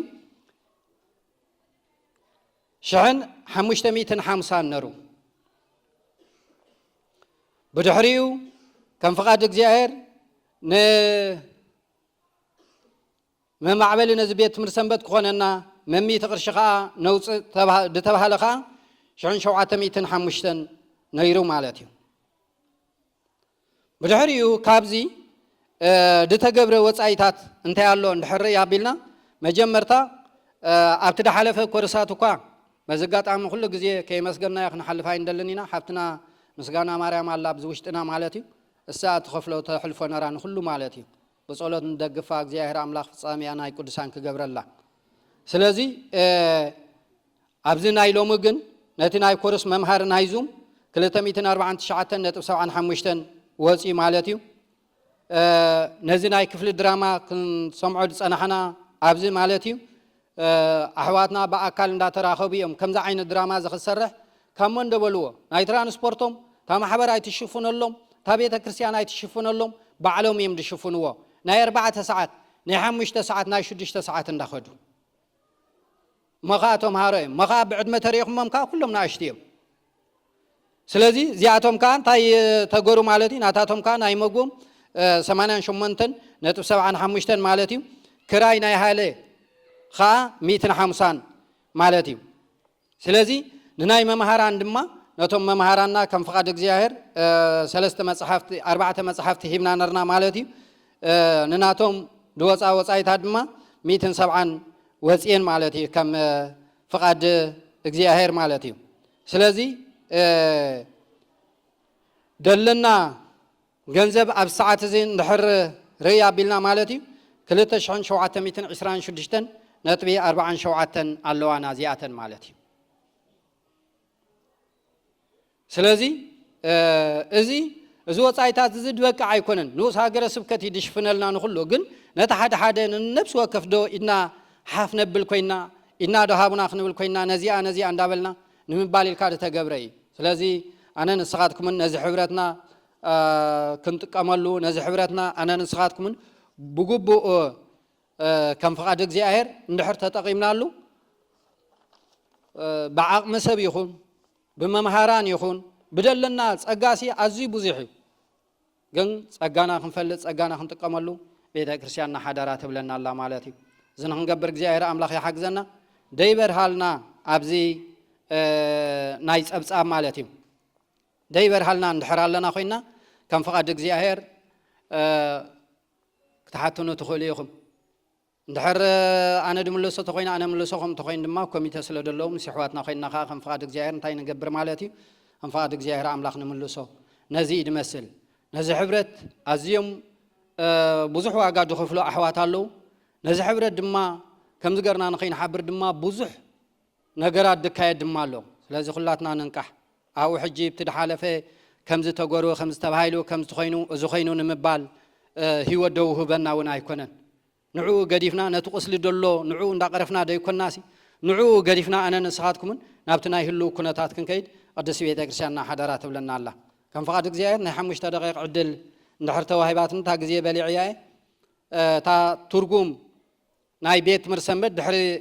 ናይ ቤት ትምህርቲ ሰንበት ኣብ ቅዱስ ቤተ ክርስቲያንና ከመይ እንታይ ድብል ከም ፍቃድ እግዚአብሔር ኣሕፅር ኣቢላ ሓንቲ ነጥብታት ክነግረኩም እየ ማለት እዩ ከም ፍቃድ ኣምላኽ ምክንያቱ ክንመፅእ ከለና ኩሉ ግዜ ብርድኢት ክንመፅእ ኣለና መምህርና ብዘይቀል ዓለም ኣብ ሰዓት እዚ ብዙሕ ዋጋ እዮም ዝኸፍሉልና ደለዉ ትምህርቶም ድዛዝሙሉ ደለዉ ብዙሕ ፈተናታት ካልእ ደለዎም እዩ ማለት እዩ ነዘን ንክልተ መዓልቲ ንኽብሉ እዮም ካብ ኢትዮጵያ እንታይ ድገብሩ ደለዉ ማለት እዩ ድመፁ ደለዉ ንባዕሉ ዝዓቢ ዋጋ ደኽፍለካ እዩ ስለዚ ንምንታይ ነዚ ቤት ትምህርቲ ሰንበት እዚ እግሩ ንኽተክል ናብ ርድኢትን ናብ ኣፍልጦ ንኽንመፅእ ንኽንምዕብልን እዩ ትዕላማ ንኻልእ ነገር ኣይኮነን ኣብ ውሽጢ ጀርመን እንዳሃለና ኮይለና ኣብዛ ውሽጢ ከባቢ ዛ ሄሰና 15 ደቂቕ ና 20 ደቂቕ እንዳሃለና ከለና ናብ ጉባኤ ቤተ ክርስቲያንና ደይ ንመፅእ ኣብ ዓመት ሓንቲ መዓልቲ ግን ናይ ብሓቂ ደደንቐካ ነገር እዩ ትርጉም ናይ ቤት ትምህርቲ ሰንበት ወይ ከዓ ድሕር ባይታ ናይ ቤት ትምህርቲ ሰንበት ኣብ ቅዱስ ቤተ ክርስቲያንና ከመይ ንዝብል ነዚ ንጓዓዘ ዘለና ንሕና ቤት ትምህርቲ ሰንበት ኢና ንሕና መዘምራን ናይ ቅዱስ ቤተ ክርስቲያን ኢና ጽባሕ ንጎ ምስ በዓል ኣቦና ዳዊት መዘምራን ተባሂልና ኢና እንታይ ክንገብር ማለት እዩ ክንስራዕ ክንፍረድ እግዚአብሔር ኣምላኽ ፍርዱ ድጅምር ፈለማ በየናቱ እዩ ቦቶም ኣብ ቤቱ ደለዉ እዩ ኣብቲ ቤት እግዚአብሔር ኣምላኽ ኣለና ንብል ዘለና ድማ ንሕና ኢና ህላውነትና ግን ከመይ እዩ ከም ፍቃድ እግዚአብሔር ዛ ናይ ቤት ትምህርቲ ሰንበት ኣሕፅር ኣቢላ ክነግረኩም እየ እሞ ህላውነት ናይ ቤት ትምህርቲ ሰንበትና ከመይ ኣሎ ኣነ ቤት ትምህርቲ ሰንበት እየ ህላውነተይ ከመይ ኣሎ ኣብ ማሕበረይ ኣብ ቤተ ክርስቲያነይ ኣብ ቦታተይ ኣብ ኩሉ ነገር ክርአ ከለኹ ብኩሉ ነገር ክምዘን ከለኹ ከመይ ዛ ዓይነቱ ሰብ ኮን ኣለኹ ከመይ ዛ ዓይነቱ ኣገልጋሊ ተገልጋሊ ኣለኹ ኢልና ኩላትና ህይወትና ክንፍትሽ ቅዱስ ቤተ ክርስቲያንና ሓዳራ ትብለና ኣላ ትርጉም ድሕር ባይታ ናይ ቤት ትምህርቲ ሰንበት እንድሕር ያቢልና ትርጉም ትምህርቲ ሰንበት ብቑሙ እንተዳሪእናየ ማለት እዩ ኣብ ሰንበት ዝወሃብ ትምህርቲ ማለት እዩ እዚ ማለት መሰረት ቃል ኣዋዲ ኣብ ናይ ዕርፍቲ ዕለታት ቀዳምን ሰንበትን ኣብ ኣጸደ ቤተ ክርስቲያን ህፃናትን መንእሰያትን ምእካብ ትምህርቲ ሃይማኖት ክፈልጡ ካብ ሃይማኖቶም ከይወፁ ሕጋን ስርዓታን ፈሊጦም ምእንቲ ከተግብሩ ዝቆመ ኣካል ቤተ ክርስቲያን እዩ እዚ ንምግባር ድማ ኣብ ቀዳምን ሰንበትን መደባት ብምስራዕ ብትምህርታዊ ስነ ጥበባውን መዝሙራውን መገድታት ዘስተምህር እዩ ስለዚ ትምህርት ሰንበት ማዕድ መንፈሳዊ ፍልጠትን መሰረት መንፈሳዊ ህይወትን ከውን ዝቆመ ጉባኤ በስም ናይ እግዚአብሔር አምላክ ዝተጋብኡ መንእሰያት ህፃናት እዩ እዚ ከዓ ወአዲ እብለኩሙ ለእመ ሃብሩ ክልኤተ ወሰለስተ እምኔኩም በውስተ ምድሪ በእንተ ኩሉ ግብሪ ዘሰአሉ ይትገበር ሎሙ በሃበ አቡየ ዘበሰማያት እስመ ሃበ ሃለው ክልኤተ ወሰለስተ ጉባአን በስምየ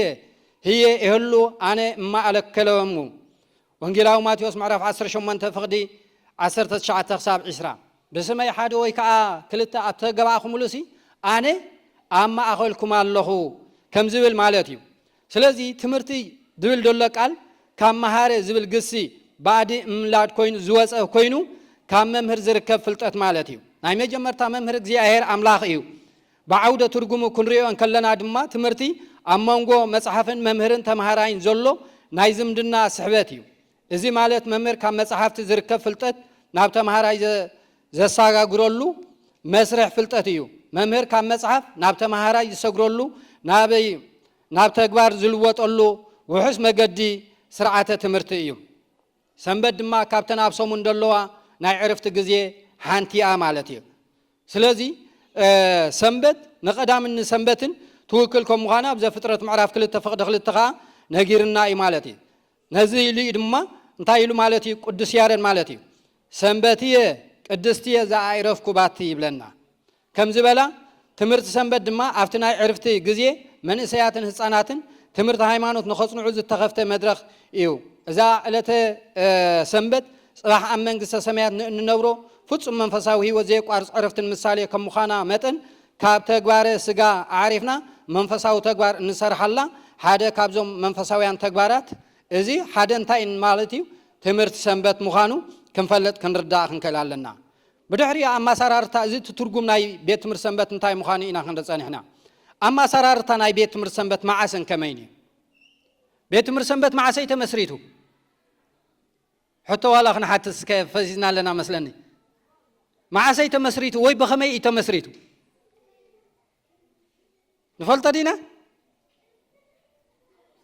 ንሕና ቤት ትምህርቲ ሰንበት እንዲና ሓቀይ መዓሰይን በኸመይን ተመስሪቱ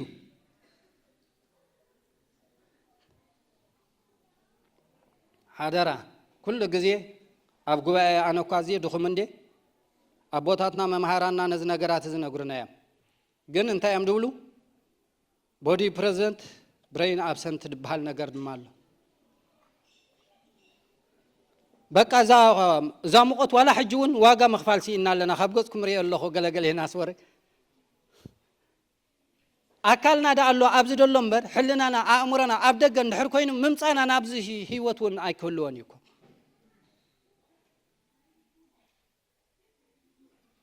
ንኹላ እንታይ ክንገብረላ ኣለና ዋጋ ክንከፍለላ ኣለና ሎሚ ዋጋ ተኸፊልና ኢና ጽባሕ ንጎ እንታይ ይግበረና ማለት እዩ ብዋጋ ተኸፊልና ኢና እኮ መፂና ብኽቡር ደሙ ድተዓደኩም ኢኹም ብቡሩን ወርቅን ኣይኮንኩምን ኢሉ ቅዱስ ጴጥሮስ ብንጹር እኮ ነጊርና እዩ ሕጂ ነዚኣ ድማ ኣነ ንስኻትኩምን ክንመላለስ ከለና ኣብቲ ቤት ትምህርቲ ሰንበት ብቆሙ እንታይ እዩ መዓሰ እዩ ተጀሚሩ ከመይ እዩ ሕጂ ድመፀ ድዩ እንታይ ኢልና እውን ሎሚ ዳርጋ ምሕታት እኮ ነውሪ እዩ ኮይኑ ጥራይ እንታይ ይብለካ አንታ ነው ይሕምልና አንታ ውድ ደየብልዋ ቁርጽ ደየብልዋ እዚ ደየብልዋ ሕራይ ቁርጽ ያነው ወዲ የለው እሱ ጥራይ በቃ ኣብ ቤተ ክርስቲያን ትኸይድ ኣታ ዝቅዳሴ ክብሉ ኣብ ማህልየት ትኸይድ ኣታ ዝ ማህልየት እዚ ኣቶማይ ውዱ እንዲም ኣብ ስብከት ትኸይድ አንታ ሎም እንታይ ኮይኑ ሰብ በና እዩ ክራአየቱ መንፈሳዊ ሰብ እንድዒ ከምዚ ሰበይቲ በዚ ተኸደ ካልገጽ ከምዚ ይብላዋ እሞ ዛ ገጸይ እዚኣ ብምንታይ ክራአየ ካይላቶ ይበሃል ሕጂ ኻቶም መንፈሳውያን ብኩሉ ነገር ብማህልየት ተመጽና ነውሕና ብስብከት ተመጽና ነውሕና በቅዳሴ ተመጽና ነውሕና እሞ ብምንታይ ዳ ክንመሃር ኢልና ንሓስብ ኣለና ብማህልየት ጎሮም ይምህሩና እዮም ደለው ሕዋትና ዝማሬ ናይ መላእክት ከመይ ምዃኑ ሙሉ ለይቲ ካብ ሰዓት 9 ናይ ምሸት ክሳብ ሰዓት 9 ናይ ንጎ ኮፍ ከይበሉ እንታይ ክገብሩ ማለት እዩ ክውርቡ ክዝምሩ ንእግዚአብሔር ከመስግኑ በቃ ክሳብ ኣብ ዓለም መላእክት ደየ ደለኹ ትብለሉ ግዜ ኣሎ ሓደ ግዜ በቅዳሴ ተኾነ ልክዕኹም ማለት እዩ ሎሚ ግን በቃ ኣሕፅሮ ጥራይ ኮይኑ ኩነታት ስለዚ ኣማጻጻ ናይ ቤት ትምህርቲ ሰንበት ከመይ ንዝብል ከም ፍቃድ እግዚአብሔር ምናልባት ኣነ ንስኻትኩምን ቁርብ ጽምም በሉኒ ምስ ህሉ ኩነታት ናይ ቤተ ክርስቲያንና ኣብዛ ቁርብ ግዜ ደጋጠመት ፈተናታት ወንሲ ከመይ ነራ እንታይ ነራ ኣብዛ ደሓለፈ ታዋርሕሲ ኩላትና ርኢና ኢና ከመይ ተሓሊፉ እንታይ ተባሂሉ ከመይ ነሩ ናብ ከመይ ነሩ እግዚአብሔር ይመስገን ሕጂ ግን ንሽተይ ርኢ ከነብላ ክንክእል ኣለና ከመይ ገሩ እዚ ቤት ትምህርቲ ሰንበት እዚ ንብሎ ደለና ሲ ከመይ ገሩ ይመጽ እንታይ ዓይነት ዋጋ እዩ ድኽፈለሉ ደሎ ንስኸ እንታይ ዓይነት ብድሆታት ተሓሊፉ ዕላምኡ ኸንታይ እዩ ዕላማና ክንፈልጥ ኣለና ቶም ቤት ትምህርቲ ሰንበት ንሕና ኢና ምምፃና እዚ ንነጥፈሉ ደለና ናይ ቤት ትምህርቲ ሰንበት እዩ ስለዚ እቲ ምምፃና እዚ ቤት ትምህርቲ ሰንበት እዚ እንታይ ኮይኑ ከመይ እንታይ እዩ እንታይ ክንገብር ኣለና ማለት እዩ ክንፈልጥ ክንክእል ኣለና ተደይ ኮይኑ ግን ከምዚ ናይ ሱዳናውያን ማሽ ወጃጅ ጥራይ ከይኮን ምምፃን እንታይ ምኽያድን ሕራይ ኣማጻጻ ኣማሰራርታት ትምህርቲ ሰንበትን መዓስን ብኸመይን እዩ ታሪክ ትምህርቲ ሰንበት ኣብ ቅድስቲ ቤተ ክርስቲያንና ንመንእሰያትን ህፃናትን ኣኪብካ ትምህርቲ ምምሃር ኣብ ቀረባ እዋን ወይ ድማ ሓድሽ ተርእዮ ኣይኮነን ዋላ እኳ ስም ተዋሂብዎ ክፍሊ ቆይሙሉ ክስራሓሉ ካብ ዝጅምር ነዊሕ ዓመታት እንተዘይ እቁፀረ ብመንፅር ትምህርቲ ዝምድና መንእሰያትን ቤተ ክርስቲያንን ክንሪኦ ከለና ግና መሰታ ዕድሚያ እዩ ማለት ኣብ ትርጉም ከም ዝረኣናዮ እዚ ጉባኤ ኣብ ሓድሕድካ መንፈሳዊ ፍልጠት ዝቀስመሉ መንፈሳዊ ምልማዳት ተማዕብለሉ ናይ ትምህርቲ መዛኑ ጉባኤ እዩ እዚ ድማ ካብ ዓለመ መላእክቲ ሒዙ ዝነበረ ምዃኑ ዝተፈልጠ እዩ ናይ ቅዱስ ገብርኤል ንቁም በብህላወይነ እስከ ንረክቦ ለኣምላክነ ትብል ትምህርቲ ናይ መጀመርታ ትምህርቲ መዘና እያ ቀፂሉ እውን ናይ ኣዳምን ደቁን ንሁን ስድራ ቤቱን ጎይታን ሰዓብቱ ሃዋርያትን ናይዚ ጉባኤ ቤት ትምህርቲ ሰንበት ተምሳሌ እዮም ጎይታውን ነቦና ሙሴ እዚ ቃላት እዚ እንታይ ግበሮ ኢልዎ ማለት እዩ ኣብ ልብኻ ጸሓፎ ኣብ ልዳት ገዛኻ ጸሓፎ ንደቅኻ ድማ እንታይ ግበሮም ኢልዎ ማለት እዩ መሃሮም በዚ ድማ ኣብ ምድቃስካን ኣብ ምትንሳእኻ እንታይ ግበር ተዛራረብ ኢሉ ኣብ ዘዳግም ምዕራፍ 6 እኳ ይነግረና ስለዚ እዚ ናይ ቤት ትምህርቲ ሰንበት ድሓር ዳኣሉ ስም ተዋሂብዎ ከምዚ ንብሎ ደለና ዋላ እኳ ብዙሕ እንተደየቁፀረ ግን እቲ ትምህርቲ ናብ መንእሰያት ንምምሕልላፍ ኣነ ንስኻትኩምን ኣቦና ኣዳም ንደቁ እንታይ ድገብሮም ኖር ማለት እዩ ዘፍጥረት ምዕራፍ 4 ተሪእና ብዛዕባ ናይ መስዋዕት ከመይ ጌርካ ይቅረብ ከም ድነበረ ይምህሮም ከም ድነበረ ነሁውን ይምህሮም ከም ድነበረ ብሰፊሑ ኣብ ናይ ቅዱስ ቤተ ክርስቲያንና ነግሩና እዮም ማለት እዩ እምበኣር ሊቀ ዲያቆናት ሓቢብ ጆርጅስ ብዛዕባ ሽግር ቤተ ክርስቲያን ብዙሕ ካብ ምዝራብ ንላዕሊ ስለ መፍትሒኡ ንእሽተይ ምስራሕ ዘለዎ ጠቕሚ ብጋህዲ ዘርአየ ሰብ እዩ እዛ ሎሚ ኣብ ዓለም ከም መብራህቲ ደሚቓ ተብርህ ዘላ ግብፃዊት ናይ እስክንድርያ ቤተ ክርስቲያን ዳግም ንኽትሰራሰረን ንኽትበራበርን ሓቢብ ጆርጅስ ህይወቱ ከፊልላ እዩ ንሱ ክርስቲያን ንሱ ኣብ ቤተ ክርስቲያን ንሱ ኣብቲ ወርሓት ጉብዝንኡ ብዛዕባ ቤተ ክርስቲያን ክሓስብ ዝኸኣለ ሓርበኛ ነበረ ዕላምኡ ሓዳሩ ገንዘቡ መጋየፂ ቤተ ክርስቲያን ስለ ዝነበረት ከም ንድኻታት ግና ንውዙሓት ንህብቲ ሚና ከም ዝተባሃለ ንሱ ደኺዩ ንዘዕበየቶ ቅድስቲ ቤተ ክርስቲያን ሃብታም በዓልቲ ጸጋ ገበራ ካልኣይ ቆሮንጦስ ምዕራፍ 6 ፍቅዲ 10 ብናቱ ናይ ደቁን ድኻም ድማ ናይ እስክንድርያ ቤተ ክርስቲያን ከም መጠን ዝተናወፀቶ ድማ ዕርፍቲ ዝረኸበትሉ ዘበን እዚ እዩ ዘበኑ ዝሓቶ ብሉፅ ፍረ ፃዕሪ ሓቢብ ጆርጅስ ሊቀ ዲያቆናት ናይ ኮፕቲክ ቤት ትምህርቲ ሰንበት እዚ እዩ ንሱ ዘሪኡ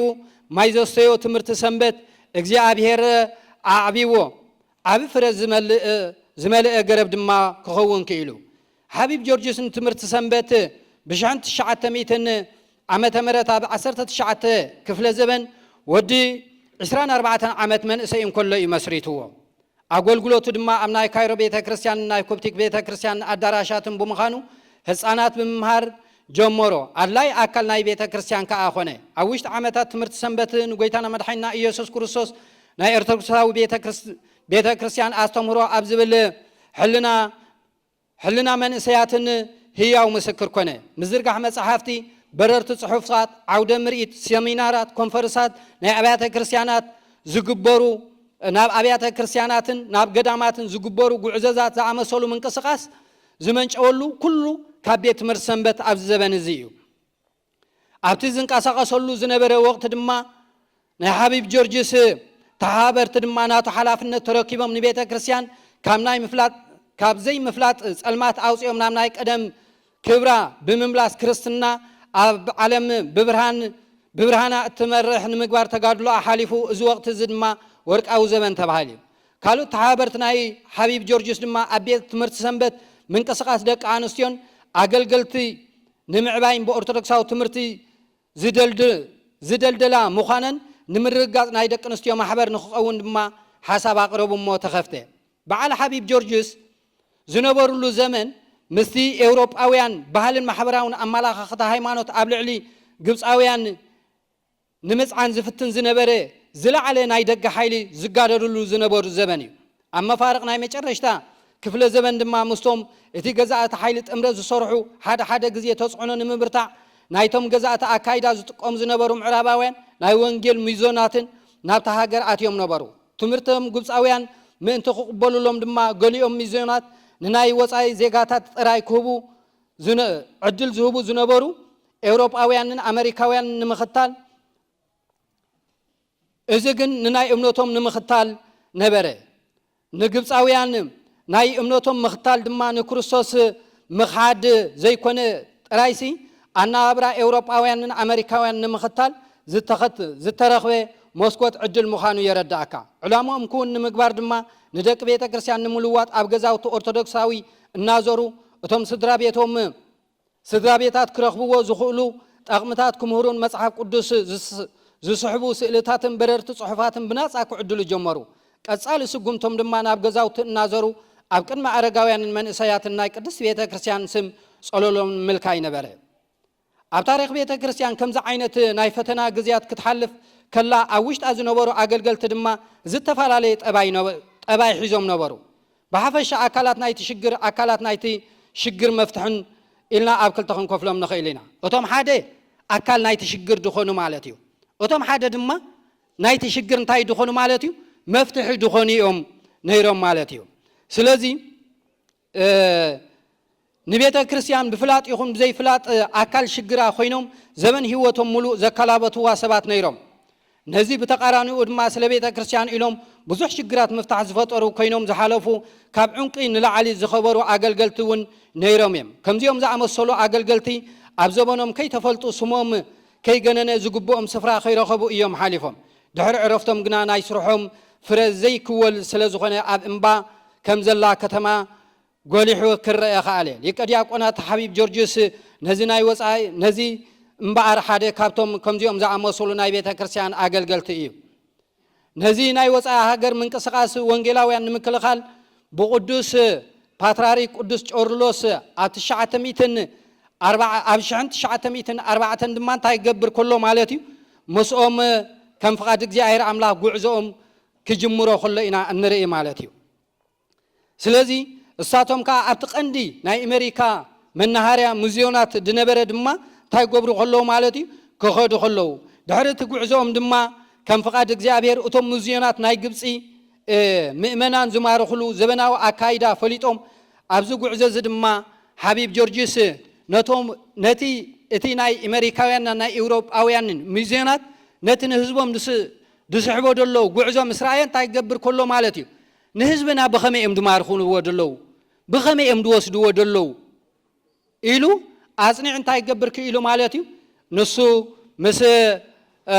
ቅዱስ ቄርሎስ ኮይኖም መጽሓፍ ከዓ እንታይ ክገብሩ ጀሚሮም ማለት እዩ ክሕትሙ ጀሚሮም እዚ እውን ንዓና ዓብዪ ኣመላኻኽታ እዩ ሎሚ ኣብ ቤት ትምህርቲ ሰንበት ብዙሕ ሰብ ትምህርቲ ይጅምር እዩ ክቆመኑ ክጸንዓሉ ድኽእል መገድታት ግን የለን ማለት እዩ ስለዚ ንህዝብና ኣብ ማስ ሜድያ ኣብ መራኸቢ ብዙሃን ኣብ ደገ ድስሕቦ ደሎ ነገራት እንታይ እዩ ኢልና ኩላትና ሎሚ ክንምልከቶ ይግባአና እዩ ማለት እዩ ሊቀ ዲያቆናት ሓቢብ ጆርጅስ ብዛዕባ ሽግር ቤተ ክርስቲያን ብዙሕ ካብ ምዝራብ ንላዕሊ ስለ መፍትሒኡ ንእሽተይ ምስራሕ ዘለዎ ጠቕሚ ብጋህዲ ዘርአየ ሰብ እዩ እዛ ሎሚ ኣብ ዓለም መብራህቲ ደሚቓ ተብርህ ዘላ ግብፃዊት ናይ እስክንድርያ ቤተ ክርስቲያን ዳግም ንኽትሰራሰርን ንኽትበራበርን ሓቢብ ጆርጅስ ህይወቱ ከፊልላ እዩ نسو أب ورحا جوزنو بزعبا بيت كريستيان كحسب زخال حربنيا نبره علامو حدارو جنزو مجايسو بيت كريستيان سلز نبرت كم ندخاتات دما نبوزحات نهبتم النابلين تاي جبره مالتي نسو كم فقاد እግዚአብሔር አምላክ ህይወቱ ደኸፈለ ሰቢ ማለት እዩ ስለዚህ ኣብዚ ነገር እዚ እንድሕር ያቢልና ማለት እዩ ከም ፈቃድ እግዚአብሔር ሐቢብ ጆርጅስ ነዛ ኣብ ግብፂ ብተሃድሳዊ ብመንፈቅናዊ ብናይ አሜሪካውያንን ምዕራባውያን ኤውሮጳውያንን ተዋሒጣ ነበረት ቤተ ክርስቲያን ብሰለስተ መገዲ እዩ እንታይ ገርዋ ማለት እዩ አንተንሲዋ ሓደ እንታይ ገር ማለት እዩ ቤት ትምህርት ሰንበት ከፊቱ ካላአይ ናይ መንፈሳዊ ኮሌጅ ድማ እንታይ ገር ማለት እዩ መንፈሳዊ ኮሌጅ ትምህርተ መለኮት ድመሃሩሉ በመኽፋት ሳልሳይ ድማ ናይ ማሕበራት ሙቃም ማለት እዩ ተን ማሕበራት እቲኣተን ድማ ንኣረጋውያን ድሕግዛ ንድኻታት ድረድኣ ብሓቂ ብዙሓት ኣብያተ ክርስቲያናት ድሰርሓ ኣለዋ ገዳማት ድሰርሓ ኣለዋ ብዙሓት ኣሕዋትና ካብ ቤት ትምህርቲ ሰንበት ኣሰጋጊረን ናብቲ ላዕለ ትምህርቲ ናይ ቤተ ክርስቲያንና ከም ድበፅሓ ድገበራ ማሕበራት እየን ማለት እዩ ስለዚ ንሱ ነዚ ነገራት እዚ ገይሩ ነዛ ቤተ ክርስቲያን እንታይ ገብራ ኩሎ ማለት እዩ ነቲ ቤት ትምህርቲ ሰንበት ናይ ግብፂ ኣብ ደረጃ ዝብፅሕዎ ኣብ ናይ ሃገርና ጉባኤ ኣብ ናይ ቤት ትምህርቲ ሰንበት ኣብ ናይ ኤርትራ እንድሕር ያቢልና ግን ኣነ ንስኻትኩምን ዋላ እኳ ኣብ ሱሳታት ኣብ ኣርባዓታት ኣብ ሱሳታት እንተረኣና ማለት እዩ ከም ፍቃድ እግዚአብሔር እንታይ ኣይኮነን ማለት እዩ ከምቲ ድድለየ ኣነ ንስኻትኩምን ክስጉም ኣይከኣለን ምክንያቱ ጉባኤ ቤት ትምህርቲ ሰንበት ኣብ ሃገርና ኤርትራ ኣብ ዘበነ ኣበባ ኣትሒዛ ብሕገ ልቦናን ብሕገ ኦሪትን ወንጌልን ኣምልኾተ እግዚአብሔር ዘይሓደገት ምድሪ ሃይማኖት እያ ሕጊ ቤተ ክርስቲያንን ቃል ኣዋድን ንእምነት ታሪክ ቤተ ክርስቲያንን ኤርትራ ብዝምልከት ድማ ብንጹር ኣስፊርዎ ኣሎ ኣብ ዋላ እኳ ካብ 330 ዓመተ ምህረት ምምፃእ ኣቡነ ሰላማ ወግዓውነት ክርስትና ቤተ ክርስቲያናዊ ትምህርቲ ቅርፂ ክሕዝ ጀሚሩ እዩ ብፍላይ ኣብ ምድርና ኣብ ኣቡነ ሊባኖስ ኣቡነ ዮሃንን ድማ ካብቶም ዓበ ኣበርክቶ ኣብ ሃገርና ድገበሩ እዮም ኦርቶዶክሳዊ ተዋህዶ ቤተ ክርስቲያን ኤርትራ ትምህርቲ ሰንበት ቅድሚ ምጅማራ ንዘበናት ንደቃ ወንጌል እናሰበኸት ብስነ ምግባር እናሃነፀት ህያዋን ዝንበቡ ወንጌል ኣፍርያ ወንጌል እውን ኣብ ቤተ ክርስቲያን ዘሪኣ ኣብ ሕብረተሰብ ኣብ ቂላ ግብራዊ ክርስትና ኣብ ሕብረተሰብ ልምዲ ክሳዕ ዝኸውን ዝሃነፀት ቤተ ክርስቲያን እያ እቲ ትምህርቲ ኣብ ቤተ ክርስቲያን ብስብከት ብመምሃራን ኣብ ወንበር ኣብ ገዳማት ትምህርቲ እናስፋሕት ንብዙሓት ማሃይምነት ኣርሒቓ ዓይኒ ቤተ ክርስቲያን ዝኾኑ ሊቃውንቲ ኣፍርያ ተፈርውን ኣላ ናይ ቆሎ ትምህርቲ ብምንባብ ጀሚሮም ዳዊት ውዳሴ ማርያም ዜማ ቅኔ ትርጓሜ መጽሓፍቲ ፍትሐ ነገስቲ እንዳማሃረት ዝለዓለ ትምህርቲ ቤተ ክርስቲያን ን2,000 ዓመት ብዘይ ምቁራፅ ሰሪሓ ነዛ ጽዋኣ ካባይ ከሕልፋ ኢሉ መድሃኒ ዓለም ዘሕለፈላ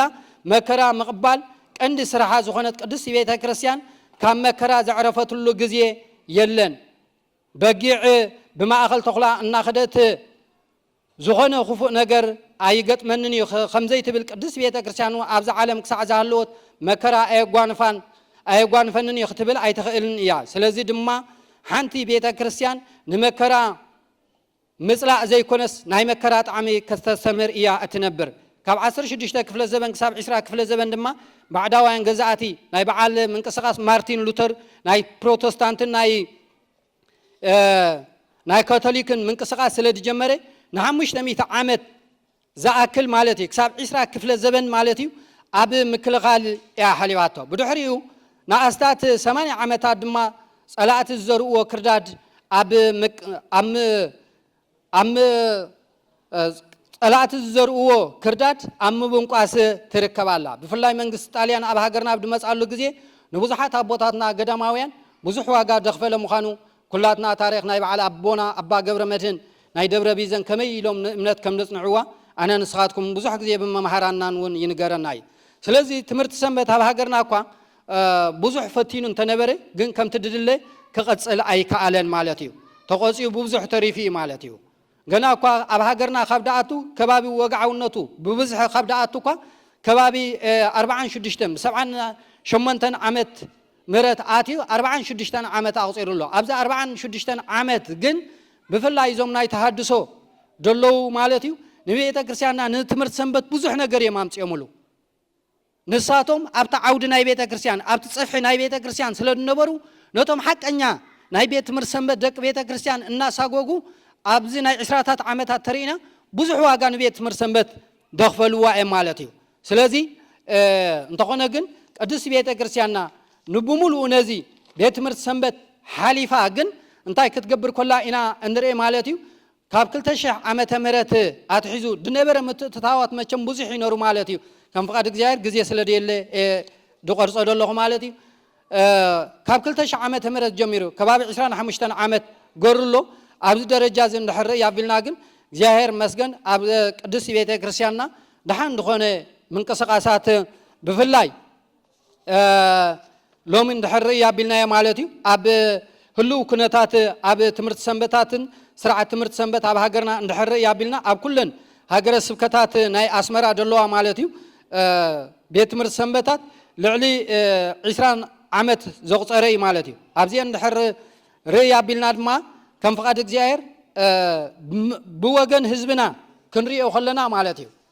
ካብ ህዝብና ክንሪኦ ከለና ልዕሊ 2 ሚልዮን ዳኣክል ኣማኒ ኦርቶዶክሳዊ ህዝቢ ኣሎ ማለት እዩ ካብዚ 2 ሚልዮን ዳኣክል ህዝቢ ድማ ልዕሊ 15000 ዳኣክሉ ካህናትን ዲያቆናትን ድማ ኣለዎ ካብዚኣቶም እንድሕር ያብልና ግን ከም ፍቃድ እግዚአብሔር ኣብቲ ናይ ቤተ ክርስቲያንና ትምህርት ሰንበት ድነጥፉ ደለዉ በቲ ውሕድ ቁፅሪ ተሪእና ኣብ በዓል ኣስመራ ደለዉ ማለት እዩ ኣዝዮም እንታይ እዮም ማለት እዩ ውሑዳት እዮም ምስቲ ብዝሕ ናይቲ ሰብ ክረአ ከሎ ማለት እዩ ከባቢ 5000 ዳኣክሉ መዘምራን ኣለዉ ማለት እዩ ከም ፍቃድ እግዚአብሔር ካብ 16 ክሳብ 40 ዝዕድሚ እዮም ማለት እዩ ካብዚኣቶም ድማ ከም ፍቃድ እግዚአብሔር ነዞም መንእሰያት እዚኣቶም ድምህሩ መምሃራን እንድሕር ያቢልና ድማ ማለት እዩ 13 ብቴዎሎጂ እንታይ ተገብሩ እዮም ማለት እዩ ከም ፍቃድ እግዚአብሔር ኣምላኽ ድተመረቑ እዮም ማለት እዩ ኣብዚ ኮሌጅ ናይ ደብረ ሲና ድነበረ ብሃዲሳትን ቡልያትን ድተመረቑ እዮም እቶም ድበዝሑ እንድሕር ያቢልና እዮም ግን ስልጠና በኣቶም ድወሰዱን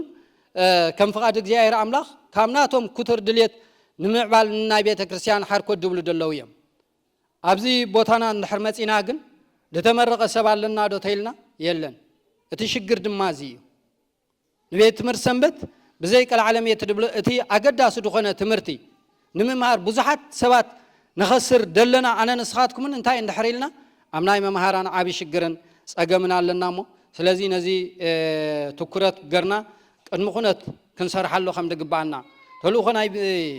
ናይ ቅዱስ ቤተ ክርስቲያንና ናይ ቤት ትምህርት ሰንበት ኣብ መንእሰያትን ህፃናትን ኣነ ንስኻትኩምን ኣብ ዶግማን ቁነናን ኣብ ምዕቃብ ናይ ቅዱስ ቤተ ክርስቲያንና ዓብዪ ተልእኾ እዩ ደለዋ ቤት ትምህርት ሰንበት ማለት እዩ ዓብዪ እጃም እውን እንታይ ትገብራላ ማለት እዩ ትሰርሓላ ማለት እዩ ስለዚ ትዕላማ ናይ ቤት ትምህርት ሰንበት ንዓበይቲ ንህፃናት ንመንእሰያት እንታይ ንምግባር ማለት እዩ ሃይማኖቶም ንምፍላጥ ናብ እግዚአብሔር ኣምላኽ ንኽፅጉዑ ምግባር እዩ ማለት እዩ ስለዚ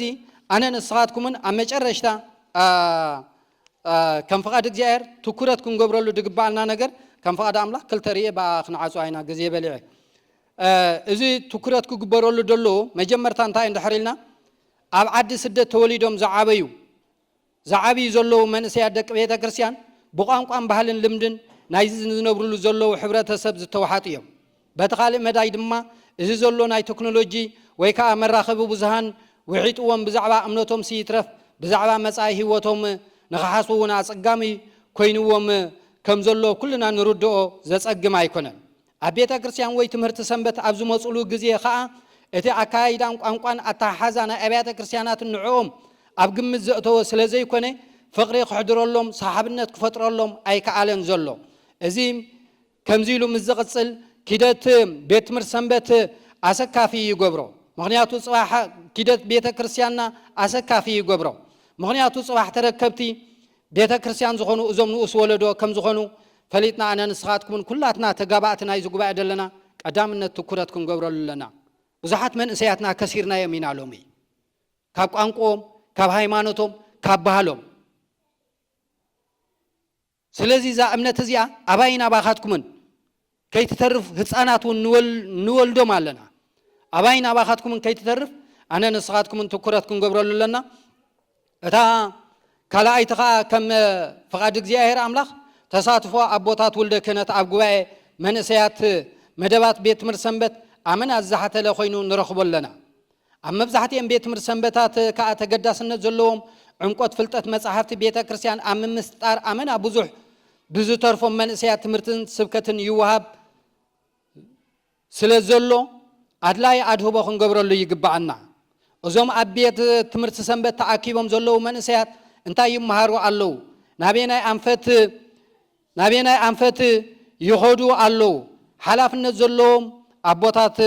ካህናት ኣሕዋት ዲያቆናት እዮም ነዚ መደብ መንእሰያት ሸለል ክብልዎ ካብ ምርኣይ ንላዕሊ ዘሰክፍ ጉዳይ እንታይ ክህሉ ይኽእል እዚ ከምዚ ዘለዎ ምስ ዝቕፅል ኣብ መጻኢ ኣብ ቤተ ክርስቲያን ዘምፅኦ ጥፍኣት ዓበ ክኸውን ይኽእል እሞ ስለዚ ኣብ መደባት ጉባኤ መንእሰያት ኣቦታት ንኽሳተፉ ደቆም ንኽጓስዩ ሎሚ በዚ ኣጋጣሚ እዚ መልእኽትና ነመሓላልፍ ኣለና ስለዚ ነዚ ነገራት እዚ ፈሊጥና ኣብ መጨረሽታ ናይ መወዳእታ ንዓና ትምልከት ነዞም መዘምራን ድማ ኣብ ኣነ ንስኻትኩምን ከም ፍቓድ እግዚኣብሔር ዓብ ዋጋ ንቤተ ክርስቲያንና እውን እንታይ ትገብረና ደላ ማለት እዩ ተኽፍለና ደላ መዛሙራትና ካብቲ ደግማውን ቁንናውን ናይ ቤተ ክርስቲያንና ወፂኦም እዚ ሎሚ ብበገና ሰለይ እናበለ ደኣቱ ደሎ ጽባሕ ንጎ ናብ ካልእ ዋጋ ደኸፍል ይኸይድ ኣሎ መዛሙራትና እዚ ናይ ቤት ትምህርቲ ሰንበት መዛሙር ናበይ ገጽ ይኸይድ ኣሎ ዋላ እቲ ማህልየት ይኩሎም ናብኡ ገጽ ድኸይድ ደሎ እዚ እንታይ ደምፆ እዩ ማለት እዩ ዋሓድ ፍልጠት ደኸተሎ እዩ ናብ ሆይ ሆይታ ልብኻ ክሰብረካ ድኽእል መዛሙር ምስማዕ መዛሙር ምቕራብ ምዝራብ ሎሚ ዳርጋ እንዳተረፈ ድኸይድ ደሎ ከምዘይ ንሰምዓሉ ሎሚ ብዘይ ቀልዓለም የድብለኩም ደለኹ ዓመታት እንዳቁፀረ ይኸይድ ኣሎ ስለዚ ኣነ ንስኻትኩም ንመዝሙር ከም መናገዲ ንጥቀመሉ ሳንሱር ተገብረ ዲ ኣይተገብረን ዶግማ ቆነና ደሓለዎ ዲ መሳርሕ ናይ መዝሙር ድጥቀምሉ እንታይ እዩ መቸም ናይ መቐንዘው ድኾነ ናይ ህይወት ደይብሉ ናይ በዓል መን ትሰምዑ ናይ በዓል መን ትሰምዓሲ ቴሌፎንኩም ደደሪኣ መቸም ነቶም ሰባት ክንጽውዕ ማይ ንደልን እግዚኣብሔር ኣምላኽ ምሕረት ይሃቦም ስለዚ ሓደራ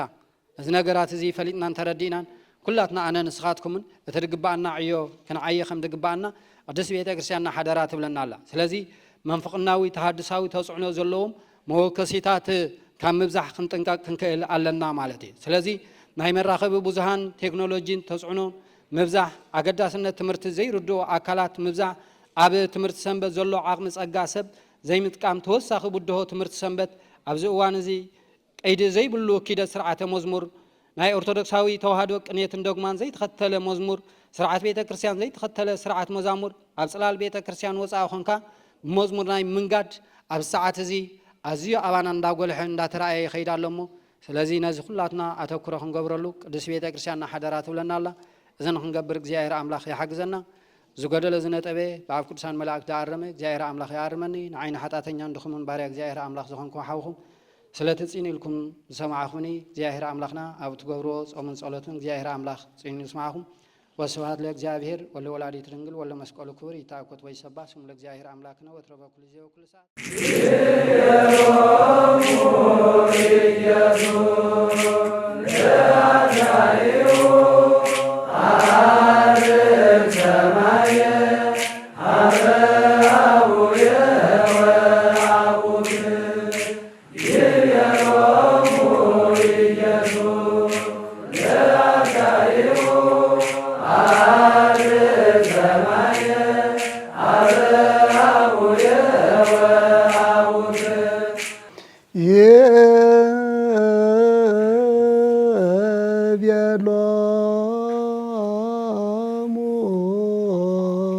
ኢየሱስ ለአርዳኢሁ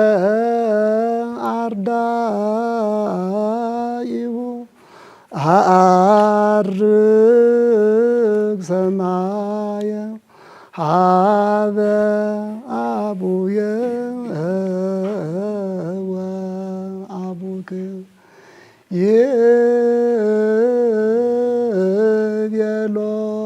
ይቤሎሙ ኢየሱስ ለአርዳኢሁ አርግ ሰማየ ሀበ አቡየ ወአቡከ ሀበ አምላኪየ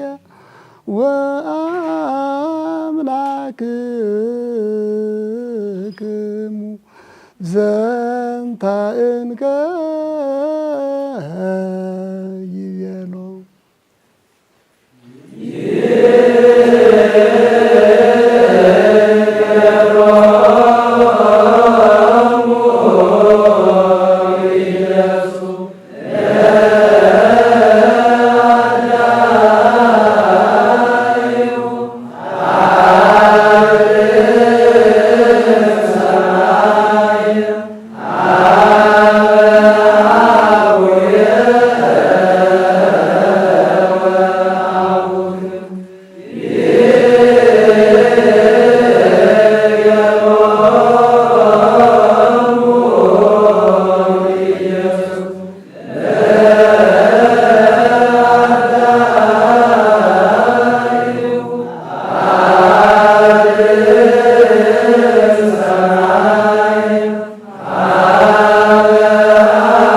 Yeah.